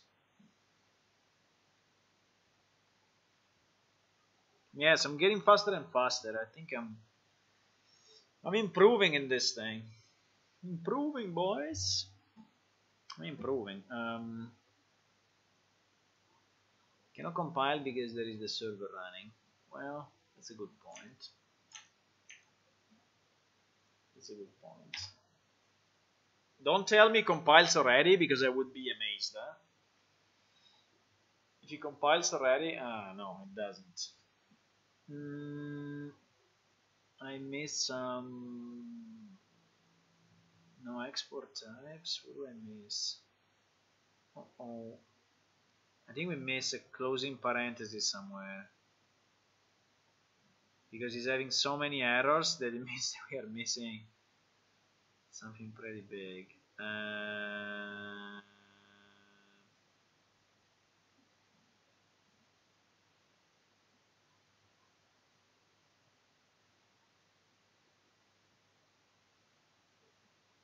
Hmm. Hmm. Spawn manager is identified. Question manager, cache manager. He's complaining. He's complaining. I think we have some.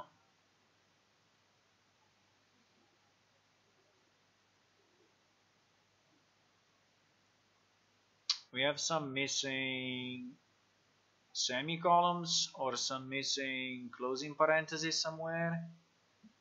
That is, I know here is still giving errors, boys. Common groups put. Okay, common groups put. Common groups is what? A tmap? Is a tmap. So if I do dot put into a tmap, which was put value key, note no swap of parameters. No swap of parameters, pretty cool. So we just do add instead of put. The same here. The same here.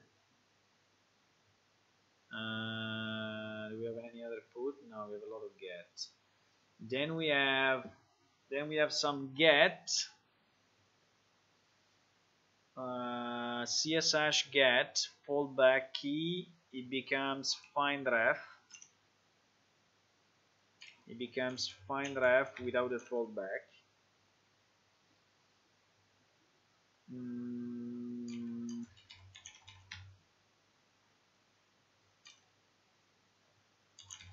Right, and then we have some get sites. Get data doesn't exist anymore. Then we have some get sites that if it's an array, it becomes num. It becomes num.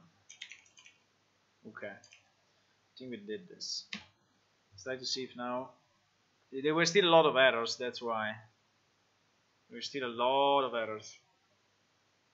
Still giving a lot of errors, I don't know why. In export types, in vector, in plane, whatever.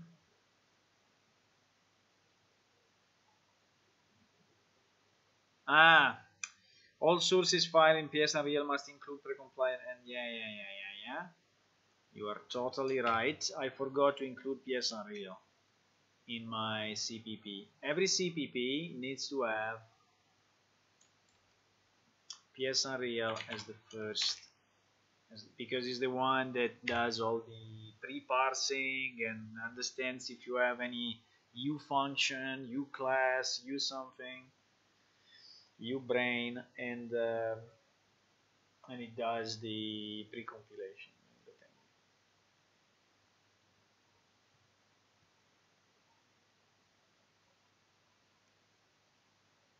Okay, let's see if it compiles.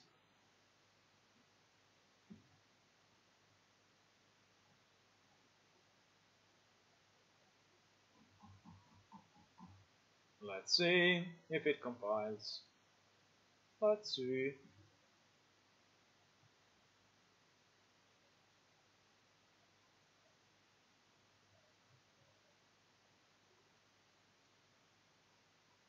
Let's see if it compiles.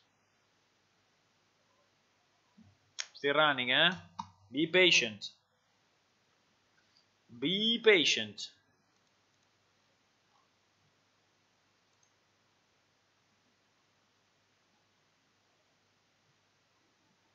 Be patient. Okay. It's complaining of some stuff. Yes, because all the get item, we change it to get item data. Was it like this in the old client, in the old code? Let me just check. I just want to know if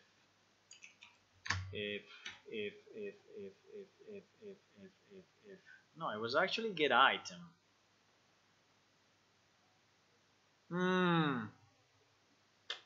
Wait a second. Why is get item and not get item data then? I mean, getting confused now. We had two things in this. Gem, we are inside gem object. We are inside gem object, and get item is actually returning what? Come on, is inside. I do it manually, okay? I just go manually there, which is probably quicker than waiting freaking gem.cpp. If I search inside gem object and I search get item, is returning no yeah, it's returning get item data, is returning get item data, but first is doing this get item pointer, trying to cast it to a gem item. I mean, all of this thing is not needed anymore, so at least for now.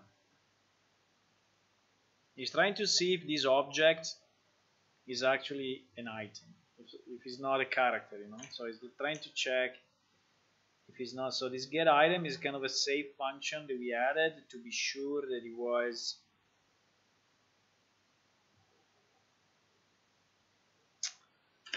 but if I do get item data, I mean, it's the same. I think I will change everything to get item data. I don't know if it's the best choice, but problem is that this thing is everywhere. Holy shit. It's everywhere. What if we do, wait a second. What if we just add a new, what is this?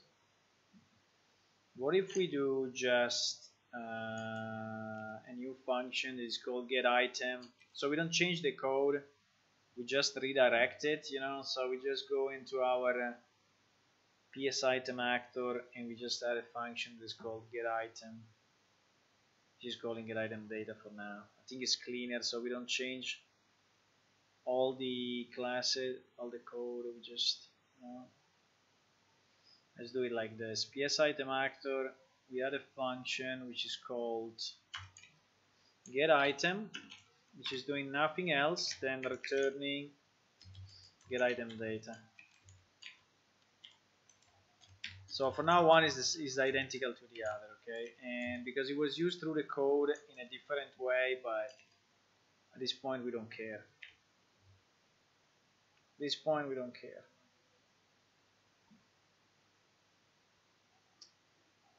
Agreed?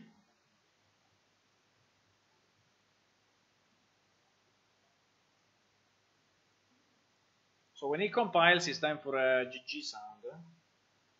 Even if it doesn't work, I think we will do one GG sound.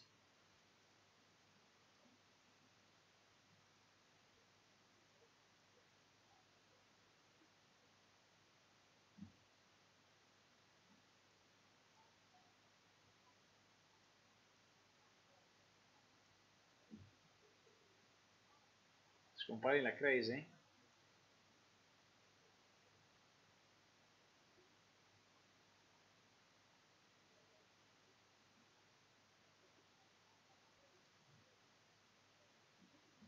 It's compiling. It's compiling.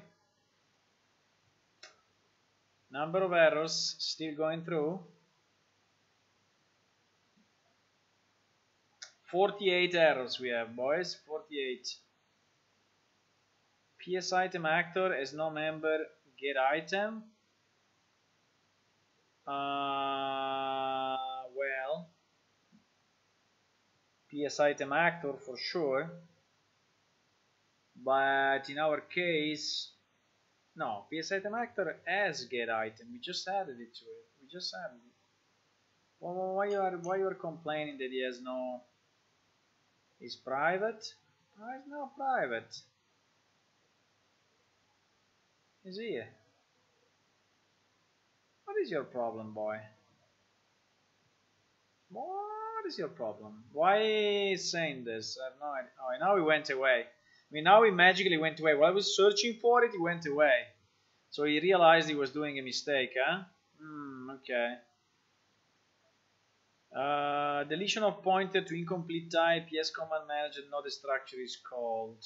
Okay, I think we should just now in cache manager include just here include our PS command manager, which by the way it was already here, you see. And I think we have a lot of other messages like this. Then we have the send behavior take message. Okay, this one we didn't convert yet, so this one is fine if we get an error.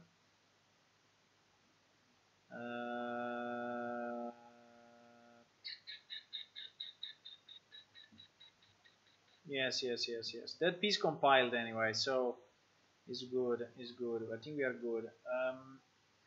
So now instead of PS server check access, we will do.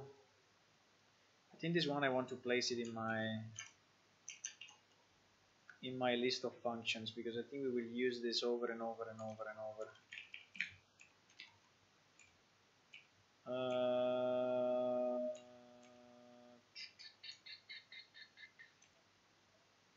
Let's put it here at the bottom. Let's put it here at the bottom. Under PS server check access becomes. What did we say that we were doing? We were doing this command manager, right? So this one becomes check access, go to definition, go to definition. Okay, so it's doing something weird here. It's doing if return error, go access cache manager get command manager validate. So it's calling validate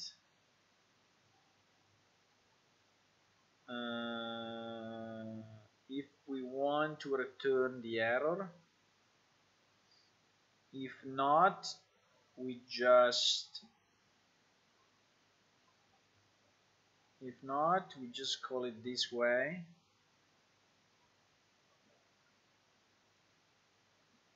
I mean, I don't know why we have this really, but should we encapsulate this into our? I think we should do it. Huh? So in our command manager, we will do what? We will do a check access. Let me see. So in our command manager, because we want to call command manager directly here. So in our command manager, we will do. So we have a check access. Where is this check access thing? Now we have the validate, right? Validate. Before validate, because validators can have two parameters, with the error and without the error. So we put this here, and we can say this was originally in PS server check access. Okay, so we remember that it was there, and it takes our APS character as an input, It takes the command and return error. So if this is a boolean, if return error, blah blah blah, app string, cache manager. So here we just call validate, and here we just call validate. This send system error, we have to check it, but send system error is PS server says in send system error. So this one is the same one that we did. So this becomes cache manager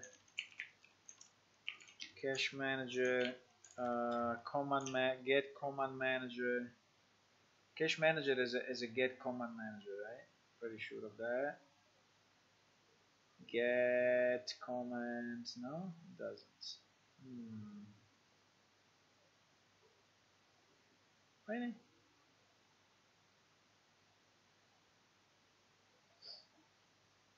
Why are we doing this get command manager here? I know, because it's going through PS server. So PS server, sorry, wait, I'm confused. Yeah, get cache manager, get command manager. Look at that. Why I don't have this function? Return command manager. Why I don't have this function in my new code? Come on. I just deleted it. I see it. Get command man, say cache man. So where I was searching it, I was searching in the wrong place, huh? Ah, because it was just in the .h, it was not in the CPP. I was searching in the CPP. Okay, fine. So this one becomes cache manager, get command manager, check access. Okay, so this is what it becomes. It is what it becomes. So pretty easy. Cache manager, get command manager, check access. So if we want to do it from here, it will be like this. Cache manager, get command manager, check access. Now the only thing we have to do, we have to then include cache manager into this.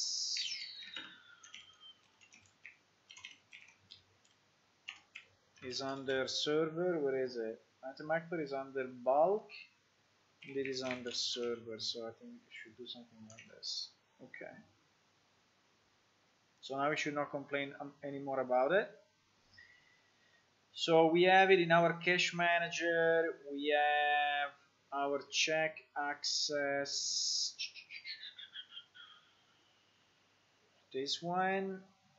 We should just add this one also to the .h.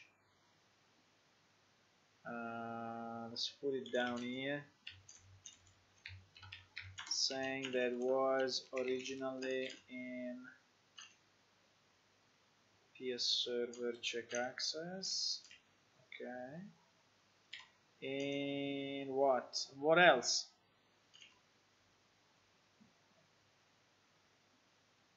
Does this work already or not? I think it should work already. So if it works already, then we go into now our PS item actor. There is still a bit of complexity down here.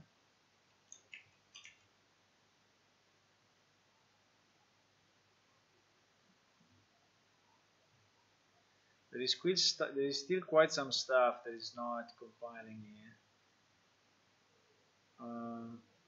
Okay, let me try to F7 and see to compile and see what happens. Because there is still a bit of stuff that. But I think it's good that we ported this, because the check access I think will be used in a million places. Okay, this one we can comment for now. Let's do EU fix me commented for now. Okay, so we will We will convert it later. I don't want to bother now. We'll convert it later. These 3 things is fine. We will do it later. Entity manager, remove actor. This one we will do differently, for sure. Why doesn't like cache manager? Pointed to incomplete class. Why you are complaining about this?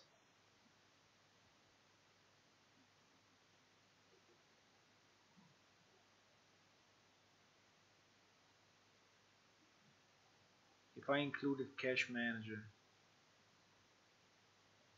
maybe because cache manager is not compiling. Could be.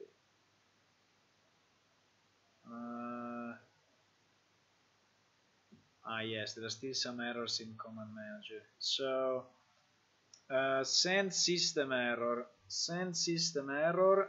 We said that we converted to send system error. We did it 1 second ago. It becomes this.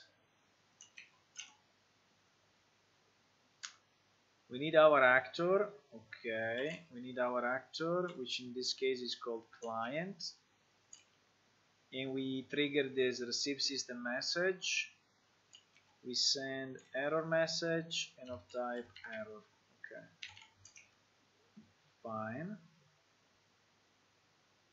So this one should be fine now.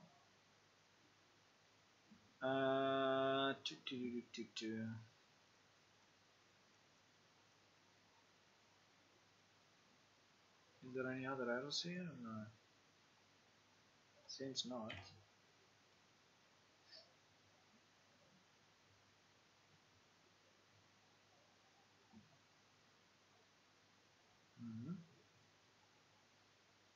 Okay, now there are no more errors in the other classes. The only error are in PS item actor. So we are down to 28 errors. Okay, so there is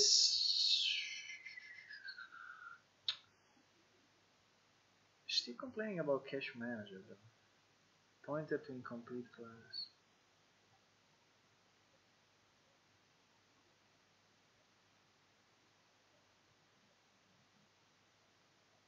Pointed to incomplete class is not allowed. Usually says this when you don't have the include, but I actually have the include. It's pointed to cache manager, which is it's working okay.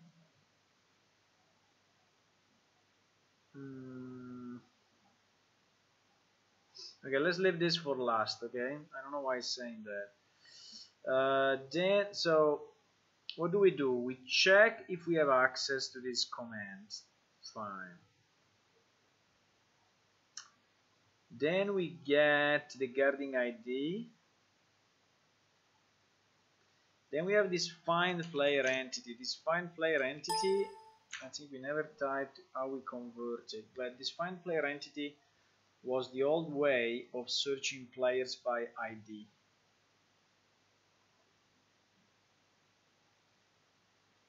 Right? And what it's doing is checking if this guarding character ID is valid and is different from myself, right? If it's different from myself, then we check if we are inside a guarded area. Okay.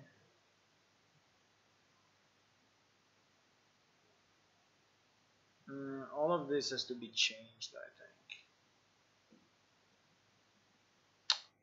All of this has to be changed.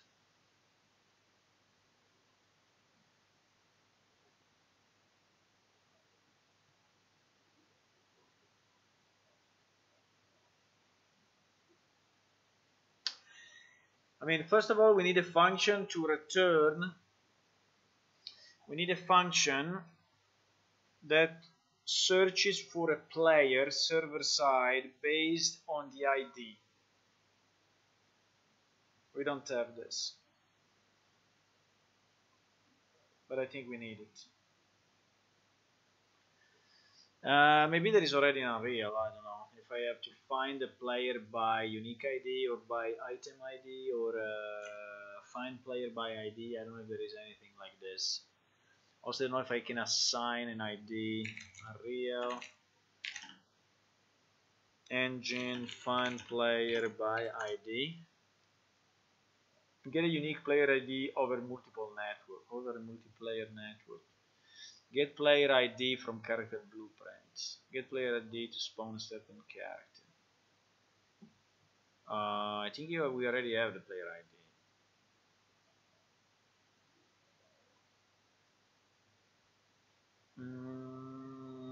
Let's see, huh?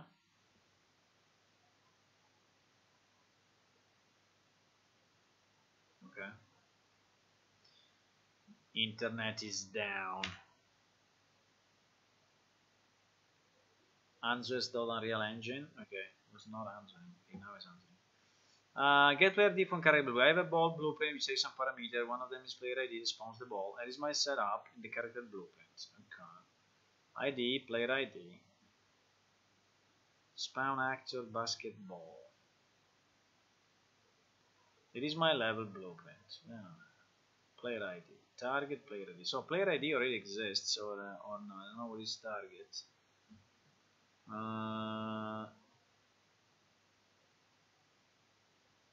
The phone is there when I place the ball, when I have final. I go away, bit more client executing some. I don't know if this player ID is the kind of a unique ID or is our.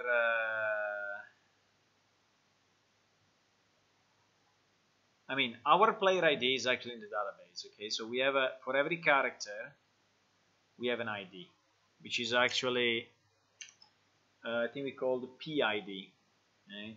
PID, like player ID. Yes, which is this one, get PID. But can we search? Can we search a player by this ID? No, I mean we don't have a function. We have to make it because Unreal Engine doesn't know of our database, obviously, and I don't think he has a way. I think it's that function that is called get all object of type, whatever it is. Get all object of type, right? Find all object. I don't remember how was the name, but I think we should convert this function to do that. Now, where do we place this function is a good question. Where do we place this function? It was actually sitting in the old code. In the old code, it was sitting somewhere. It was sitting the old code.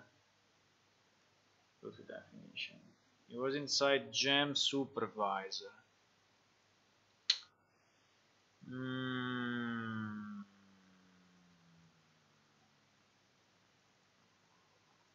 Well, this one I think we can put in our. I think this one we can put in our plane shift base game mode. I think we did only this because this one is really about managing players,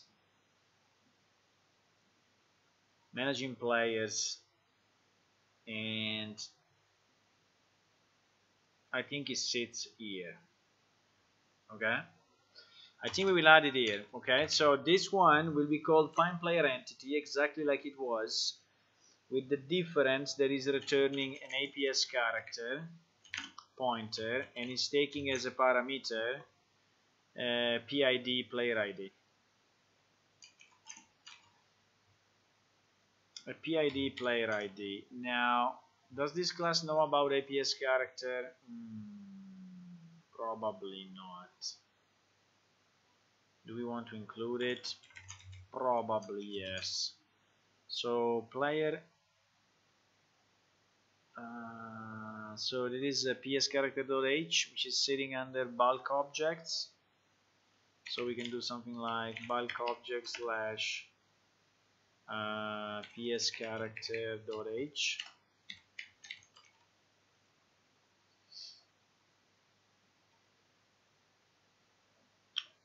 and what it doesn't like. And then find player entity. We just have to implement it this side. Find player entity. Well, actually, it should be find player entity by ID, but here we have find player entity, find NPC entity, find item entity. So everything is like search by ID. So I think we are going to use these functions a lot. So find player entity, we go in our game mode and we just implement it. Find player entity at the bottom. We put it here. We put it here, and this will be part of a Planeshift game base mode something, right? And what this thing is doing is that we have to get all objects of class. I don't remember what is the name of this, but there is a real engine get all objects, all actors of class. There it is. Get all actors of class. Perfect. That's what we need. That's what we need.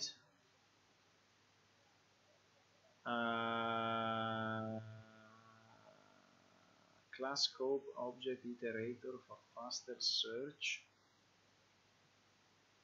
Object actor iterator. For actor iterator, get word, get actor, same object. With the object iterator access subclass, claim message, actor name, aesthetics mesh actor.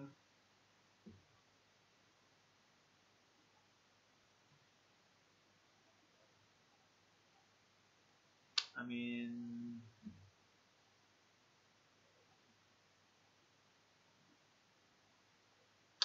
this thing is doing U gameplay statistics get all actors of class. So isn't get actor of class better than this?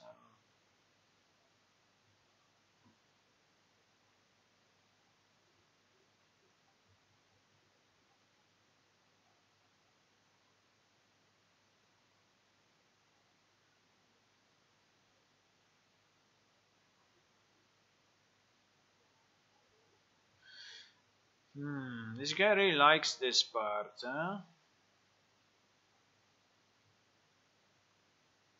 He really likes this for. But there is also a class that does this for us, which is U gameplay statistics. Get actors of class. So why not using this? If this is doing what we want, right?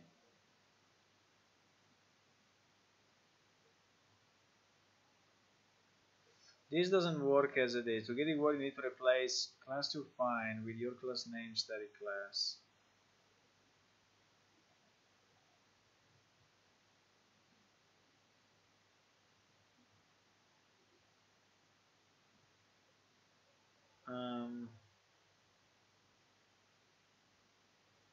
Okay.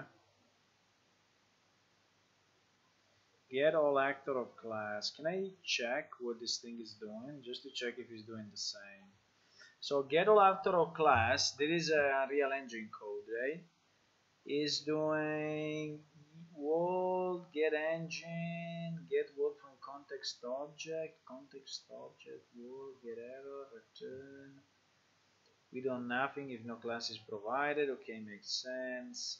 It's doing exactly the same thing. It's iterating. It's doing a for iterator it actor it.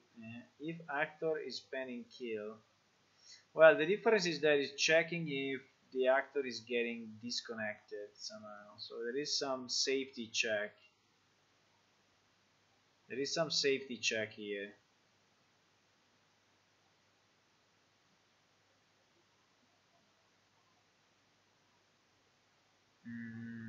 There is some safety check. While here we don't have any safety check. Just get word, but it's okay. I think I like this code. It's simple enough. We can try to use this one. Okay.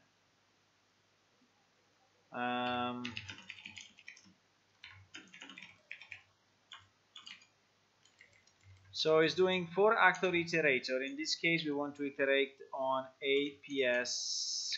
Can we do it on APS character? I think we should be able to. And we do get world actor iterator. We iterate on this thing. And now what we want to do, we want to check if our actor, we can do get pid, right? Get pid is equal to player ID, right? So we can do if actor blah blah blah is equal to player ID,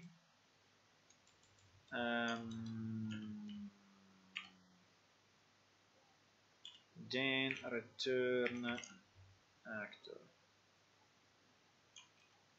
right? Right.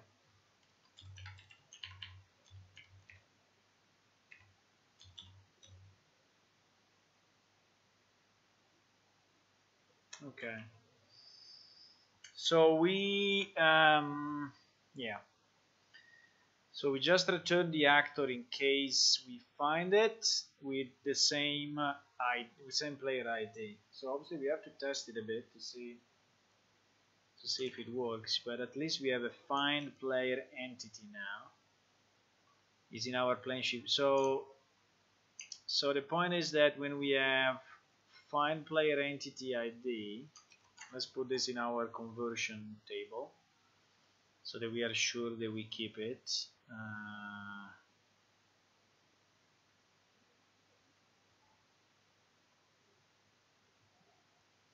Wait a second.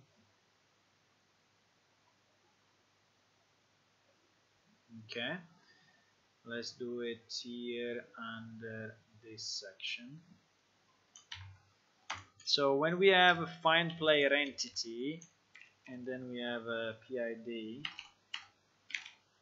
or whatever, so this one becomes, this was actually shell or gem supervisor, but anyway, when we have find player entity, this one now becomes our planeship base game mode. How do I access this thing? How do I access my game mode? Can I just do get game mode or something like that? I think I can. Can I do just get game mode? How do I get a game mode?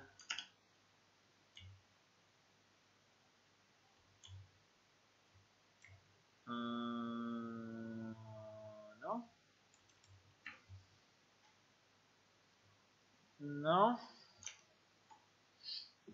please. How do I get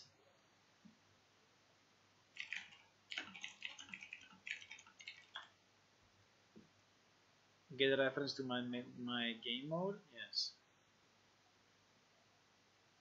It says get world, get out game mode. Return a game mode points you need to cast your game mode regarding code. Okay, a lot of people seems to like this, so.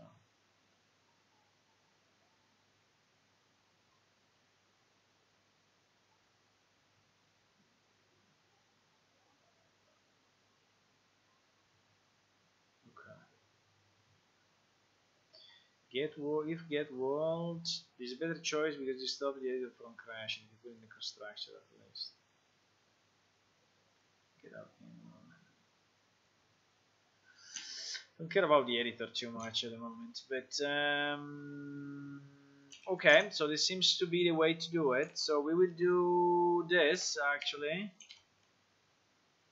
and we'll use find player entity. Doesn't see it. Why doesn't see it? Ah, because I have to cast it to my game mode. Yeah, it's a bit annoying though that I have to do this thing. But okay, I think there is another way. I have to cast it to this.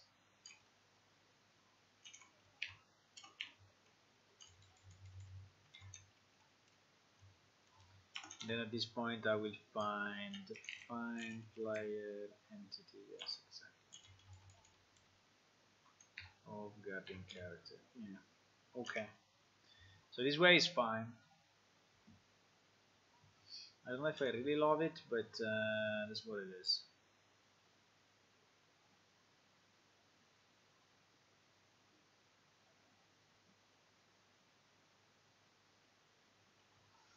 Okay, this is what it is, which is okay, and we put it in our conversion table so that we are sure that, right, the next time we don't reinvent the wheel. And we just have at this point to change this to APS character, which is our character type, and the rest should work kind of okay. Let me see. No, it's valid, get paid, actual, get inside the area, item, get gem. Okay, this one is actually not working at the moment because inside guarded area takes an APS item, an APS item actor. Our item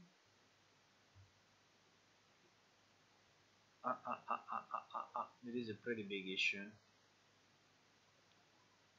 Where is our item decided? Get item data.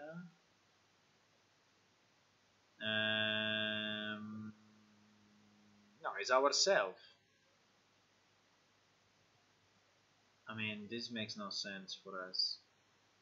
This is us, so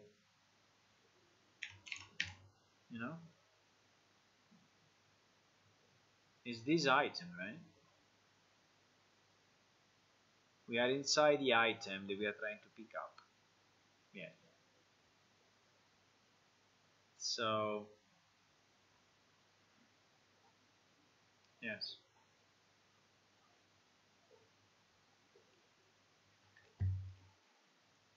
Just 1 second.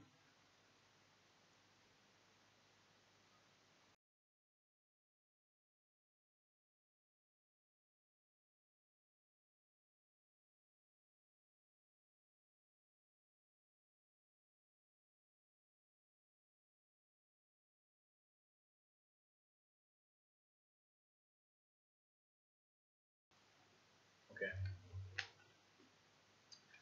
So we are inside the item. We are inside the item we want to pick up. So I think this is fine. And then what is doing? He's doing guard actor get instance, which is actually returning the instance ID.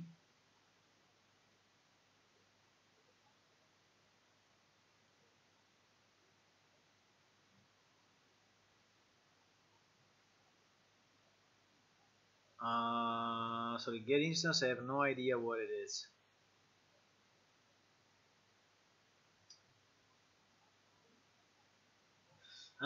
Is the instance, okay, is the, yeah, because, this one we don't have in Unreal at the moment. The instance is the, yeah,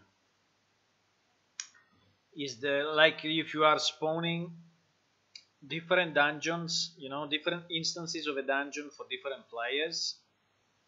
So the geometry is the same, but they are actually in different instances, so separate, but this is what we were managing the old PlanShift. Now we are not managing this yet in Unreal. I think we will have to.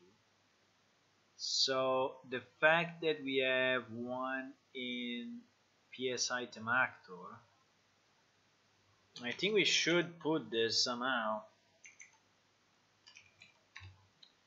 I think we need to we need to get the instance. I think we need this. I think we need this also in PSI. In what it was, gem item. Do we have a get instance inside gem item or not? No, it's getting it from the father class. It's getting it from the father class, which is gem active object, which for whatever reason then is derived from gem object, and then gem object is having this instance thing. Yeah, instance ID world instance. I think we should put this one in our. We will not use it now, like now, but we will use it soon. I mean, I don't know soon, but we will use it. One day we will use it. So we need to put inside our gem actor PS item actor .h. First of all, we need to put this, and second of all, we need to put the get item instance. Get item, come on, get instance, this thing. Yes. Can put it down here. Who cares? Okay. So now we have it. Now, obviously, for us, will be always 0, so it will be identical to all the objects. Actually, is it initialized? I don't think it's even initialized. This thing. It's not a good idea. This word instance is actually not initialized. Instance ID. Do we have instance ID anywhere? Yes, it's a uint something. Okay.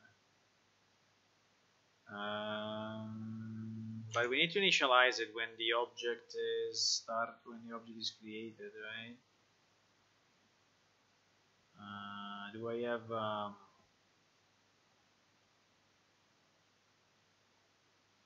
I don't have a constructor for this. I don't have a constructor for gem object. Interesting. I guess I have one for gem item though. I should have.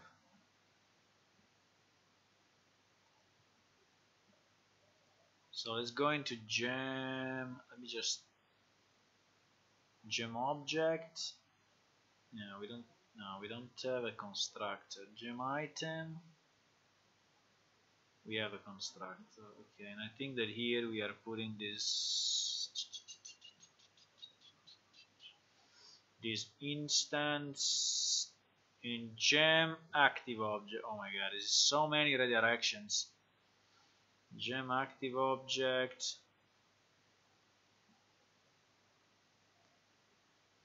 Yeah, my instance gem object. So yes, it's actually initialized, but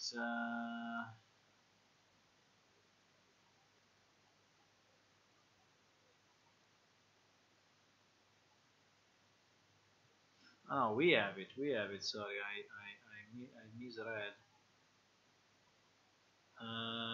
Word instance equal mines. Yeah, so we are initializing it somehow. We are initializing it. Obviously, we are initializing it. So we need to be sure that we are not messing up this.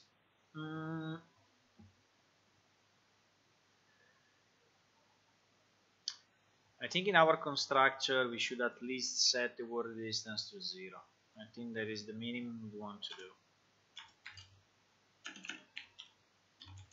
so that we don't get into whatever null pointers or different things, you know. So I would like to initialize it to 0 just to be sure.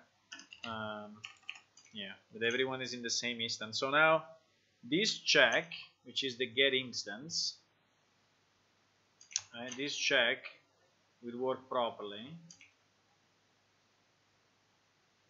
And then what we have a send system info. Send system info, we know we know how to convert it because we said that we will convert it this way, right? And we just need these two lines. You see that things are coming. I mean, are coming together at this point because considering that we converted most of the functions now, it's just a matter of calling the existing functions. I mean, you obviously have to do it with some care, but I mean, it's pretty much okay. Okay. So this piece we converted. Now there is another piece. Get actor pointer, actor, G actor. Actually, I think we should. All of this makes no more sense for us. It's just actor, which is an APS character. This doesn't make any sense, so we can probably remove all these checks. But anyway, if chart data and chart data inventory add item to blah blah blah blah blah, that is okay. Container, gem container. We actually don't have the containers yet. We didn't import the containers yet, so I don't think we can do this piece of code. We could just comment it out because we don't have this piece. What is trying to do? We pass the item to the characters inventory, so don't dereference the pointer and delete it. Okay, who cares? So he's adding the item. If he's actually adding the item, clear without delete. If there is a container, if this is a container, what was this clear without delete doing? I think it was just some cleaning up of pointers in the old code. Clears list of items without deleting them. Using when the item is moved from word to inventory. Item list empty. Yes, he's cleaning out the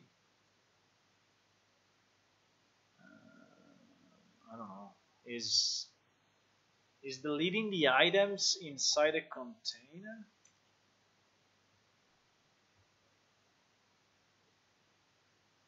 Probably because we are recreating the item, huh? That is probably the reason.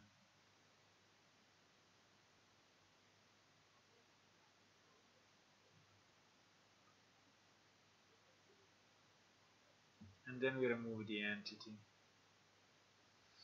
Okay, I don't think we need any of this at the moment. I don't think we need any of this.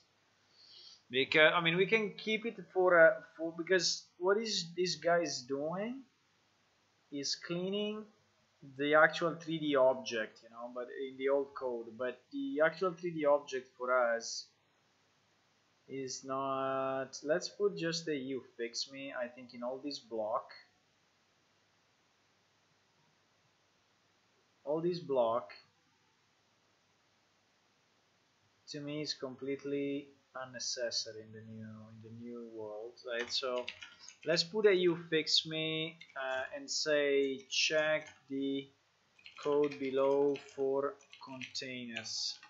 Okay, whenever we will do this. We are not doing containers now, so I think it's fine. What we need to do, well, there is one piece of code which is actually important, which is the destruction of the 3D object and the update of the item views. Yes, that is something that we have to do. And also the system message. Well, there are actually a few things here that we have to do. Also the set target object. Yeah, so actually the only piece we have to remove it is that one. Everything else I think we should do. So we need to set the target object to null. So our actor, which is always the same guy, this guy,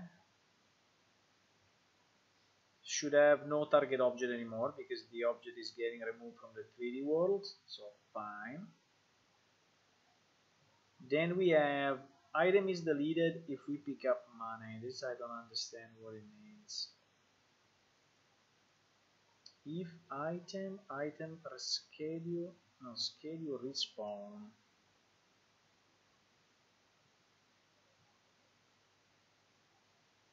It like if it's an object that yeah, because we have in the old Planeshift we have some objects that are basically spawning from the ground, and you pick up one, and after some times it respawns again, you know. Uh, but this one, this one, this one, I think we don't need at all. This one I mean we need, but but we cannot do it now. So let's do another EU fix me. Fix no add back item schedule. Well, we can actually call it because this one we have. If item, but item will always be available. So schedule respawn. Is this thing checking if not schedule? Yeah, it's fine, it's fine. We can call it. We can call it. We can call it. It's no problem. We can call this. We can call this. Just the one we cannot call is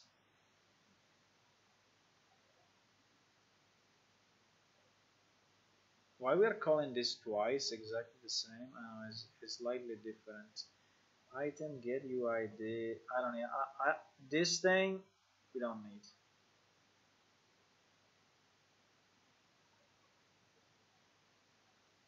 Item name get stack count, original stack count, current stats get quality. What is all of this? I have no idea what is all of this. I think that for now we remove it. So we just check if the item has to be rescheduled, and now what we need to do, we need to actually remove the object from 3D world. Okay, so this is something that we have to do, and then we send this message which is saying this PS system message, info base multicast blah blah blah. This one we know how to convert it. It's converted to this. This one is converted to info base, pick it up, something. Full name, I have no idea what is it. No, it must be actor name, get quality, get your name. Must be this. It is an F string. Key name is an F string. And then we have range to select, false, and message info base, and multicast. Multicast, why we don't have multicast? Why we don't have multicast? Multicast, we should have multicast. Why we don't have multicast, boys?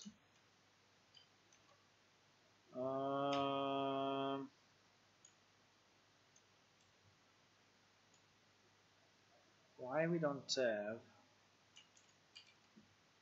multicast? If I search multicast, I can search for the rest of my life. I know, I see it. is inside PS character. Okay, so I need to call it inside the actor. I need to call it inside the actor. Yeah, inside the actor is fine. I mean, whatever actor. I think I need to call it. So I need to do actor multicast. Okay, so this is sending the message. Send the pickup message to all clients. Right? Well, just sending the message, meaning the text message, okay? It's sending the pickup message to all the clients. Then it's removing the object from the 3D world. So let me just check if we can. Where was this? Let me just do something 1 second. I want to add this. So this is send the pickup text message to all the clients. Then here we are update inventory or other windows open. Right? This is what it's doing here. Because here we are, if we have any window open, it's doing this. And then here is actually removing the entity from the world. So this one, entity manager, so all of this is just a removal from the, yes. So I think this is the removal of the object from the 3D world. Well, is removing the object, yeah, I think so. So, so we can keep those pieces. We can keep those pieces. We need to remove get item data, remove item entity.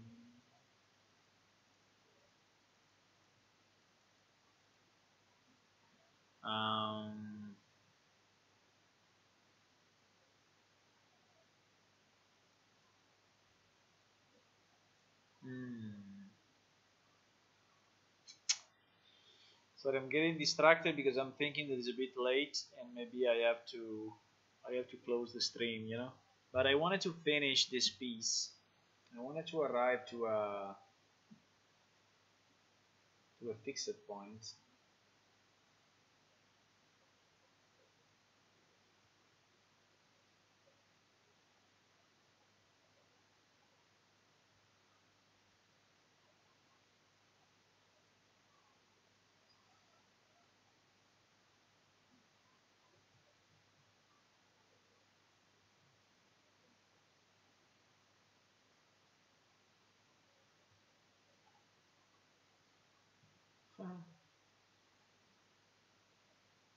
Okay, sorry, I was reading a post on Facebook of some player saying that it's a lot of times she doesn't play the game, but she still likes it.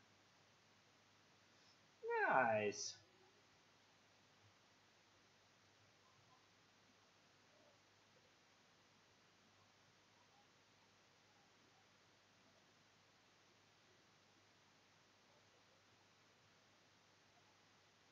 Okay. So,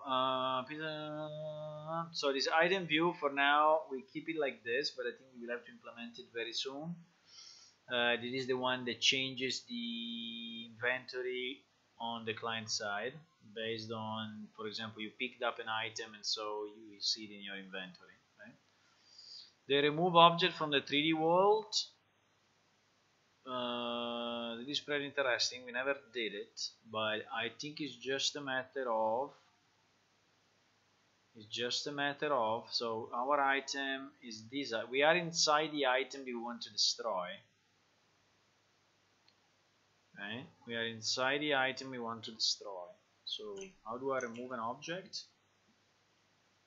How do I remove an object?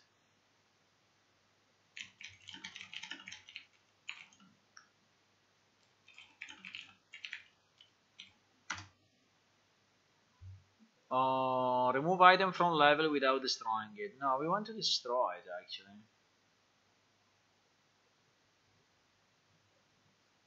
I want to remove an object.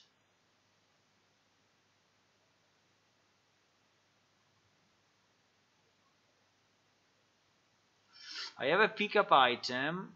On pickup, I restore the pickup item in the inventory array. Then I destroy the actor to remove it, but remove it from the level. But destroying the actor also destroys in the array.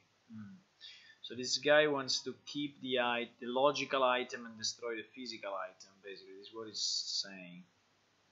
Do we do this in our? I think we do this in our code. I don't know exactly where, but I think that is, you know, this character inventory add is exactly doing this. I mean, is adding back to the inventory of our character, you know, yeah. So I think we do that already. We just have to remove it from the world, I think. Remove item from level without destroying it. Pick up items, information from the sound of level boundary, blah, blah, blah. Many people solve this, blah blah blah. Destroy actor. So it's really doing destroy actor. Destroy. Doesn't destroy the actor inside the array, but the array only also references the actor and not the actor itself. Is in transfer residing in the actor. You gotta put any functionality, blah blah blah. But anyway, they are calling destroy actor, so destroy.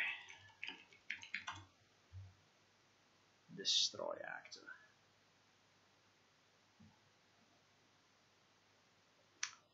Because of the game type you're making, more often than not, you're going to buy something where you want something to appear. There was no reg there. Okay, you want to appear and want to destroy. So I just call and destroy actor. Right? Spawn actor, easy. Destroy actor, easy. Okay, you press F and you flip flops between creating, destroying, creating, destroying, creating, destroying. Okay. I was just checking if there is any, you know, cleanup you have to do, or is it all done by the code. So I guess we just have to do destroy. Destroy what? Destroy. Sorry. Destroy actor. No, there is destroy accelerator table. Just destroy. Destroy. Destroy this actor. Returns true if the actor is destroyed or already marked for destruction. False if he's undestructible. If he's undestructible. Okay. Destroy.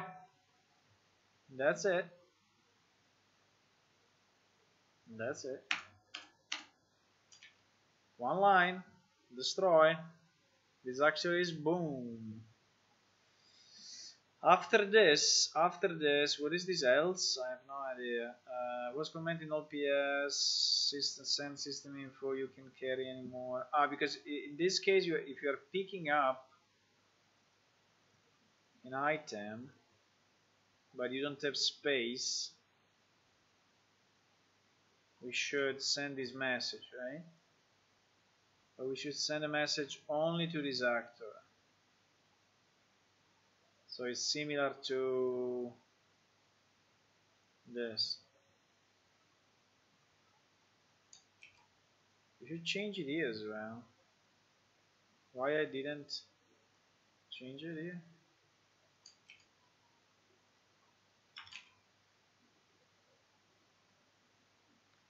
You are too far away to pick.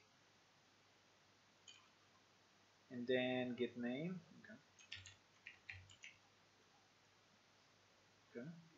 So it's like this.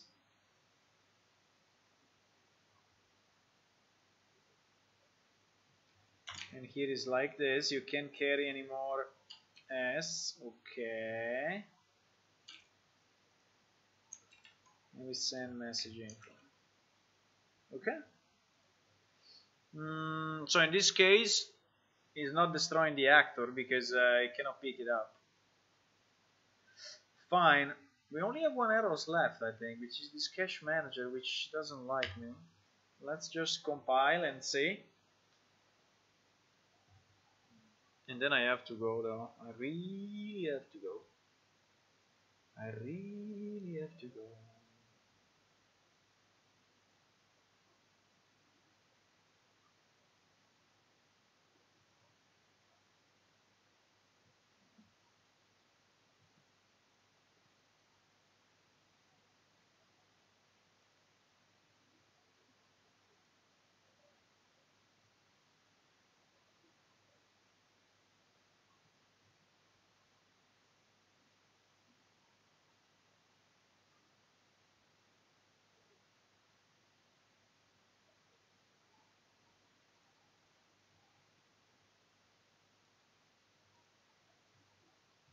I really... It's compiling, yeah?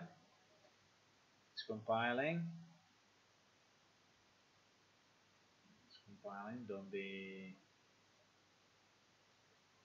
be impatient.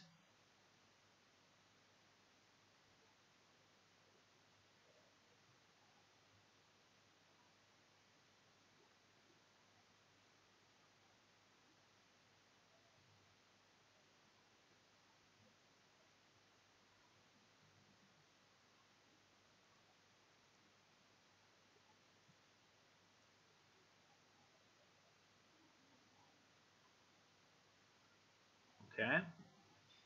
Yeah, it's still giving an error on this cache manager. Why does it like this cache manager? Cannot include no such file or directory. Aha, because it's bulk objects. Right? Yes.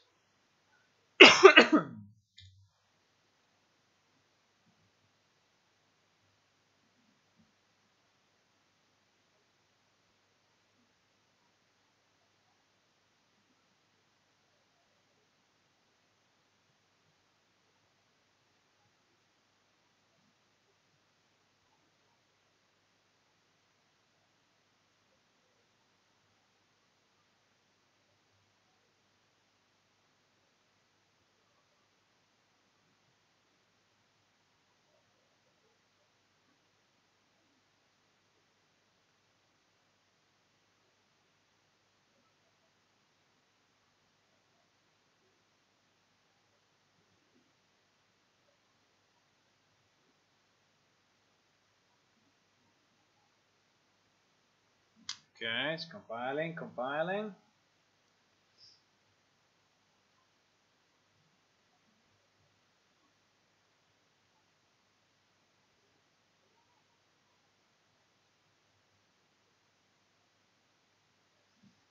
Come on, you can do it.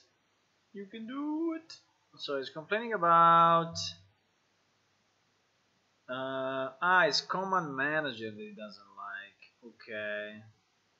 Incomplete user undefined type, yes, command manager. Okay, it's not a problem. We can include command manager as well. It doesn't cost as much. We can include command manager. It's not a problem.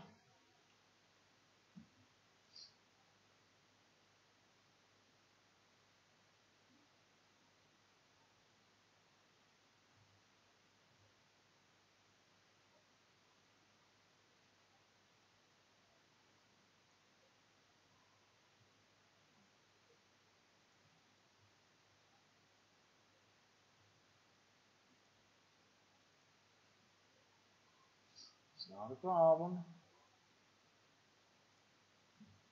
Dynamic cast using in polymorphic something. Where are we still using the gem container? No, I think the container we can, for now we can comment it out.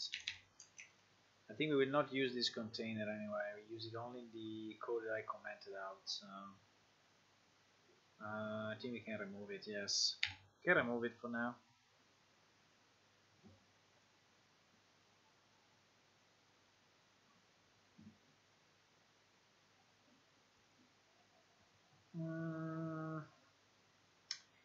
is passing container to this inventory add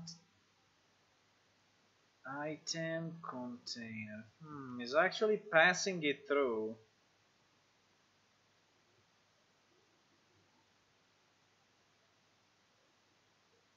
Not completely sure of why, because he's taking this object, he's casting it to a container. He's trying to see if this object is a chest, for example, you know, is a chest or something. If he's a container, he's passing it through here. Let me check this add, what it's doing. Now he's using container, gem container.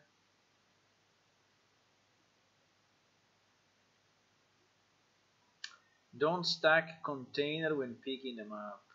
Okay, if container stack false. It's basically, yeah, it's using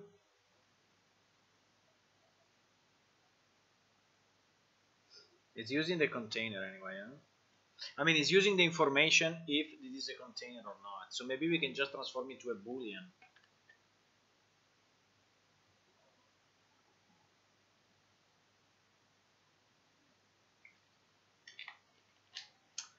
Maybe we can just transform it to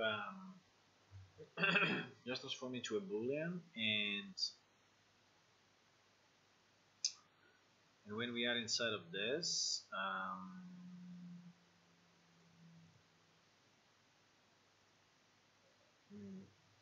think I have to think about it a bit.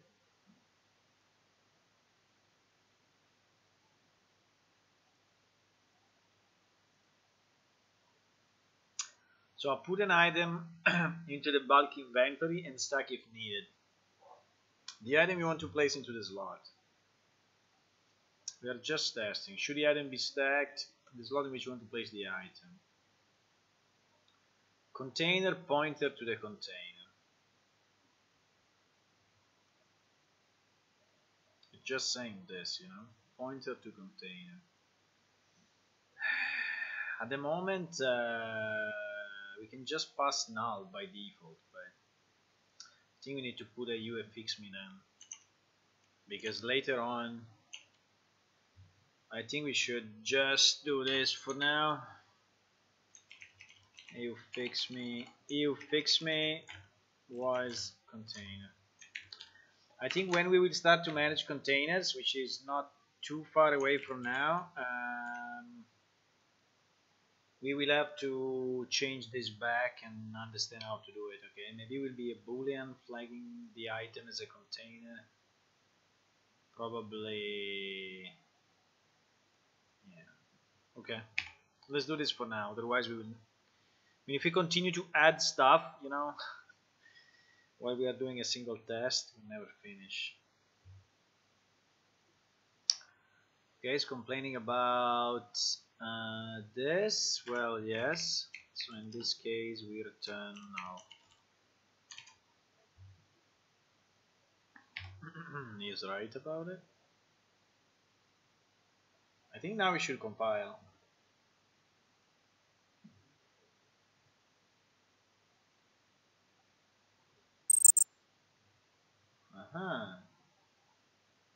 You heard the special sound, huh?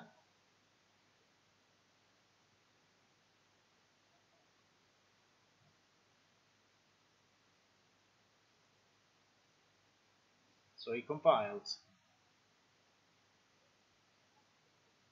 It properly compiled, boys. Okay, that's very good.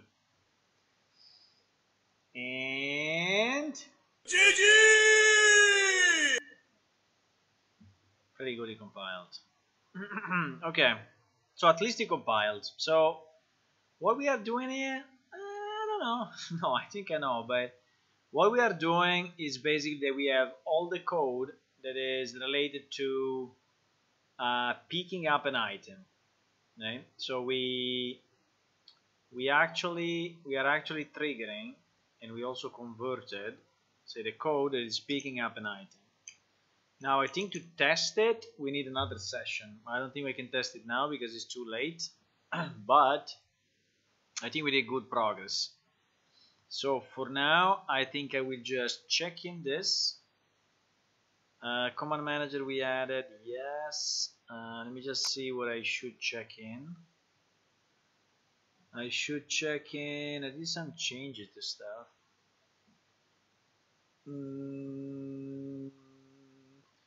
Well, we were in the middle of doing something here. Let me just be sure that we are not making a mess. Where we are having this pickup that is now, yeah, we have to call the server for pickup now. Right? So for now, if it remains empty, it's fine. Yeah, so I think it's fine. We can close the editor. We can check in the asset, double actor, character, item, actor, game mode, cache manager, command manager, and gem. Okay. There are no other files missing. No. Okay, fine. So we can say, first of all, we added command manager, which is enabling us to check for access to a particular command. Example pickup. Well, in this case, it's pickup override because it's, yeah, okay, anyway, it's for GMs, but it's fine. Then what we did, we converted the pickup code server side. We added a number of functions. Now I don't remember. We added a number of functions like the check access. Check access I mentioned already. I think it's enough. Okay, so this is what we did. It is what we did. So I think it's fine. I'm going to comment this. Let me just check if in the meantime there's been any other changes by anyone. No. Refresh.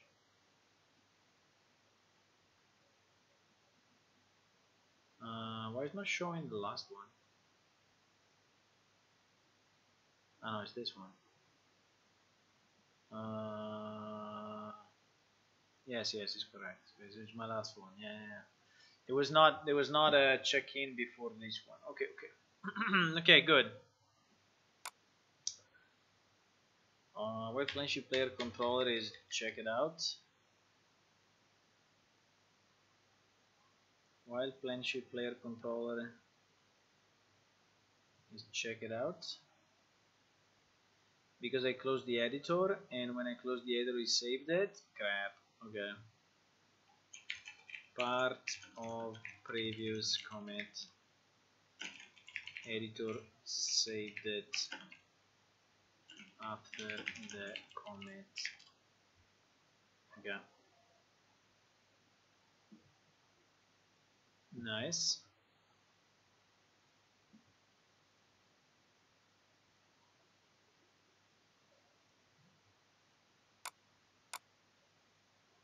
Okay, so we have no changes, like everything is green.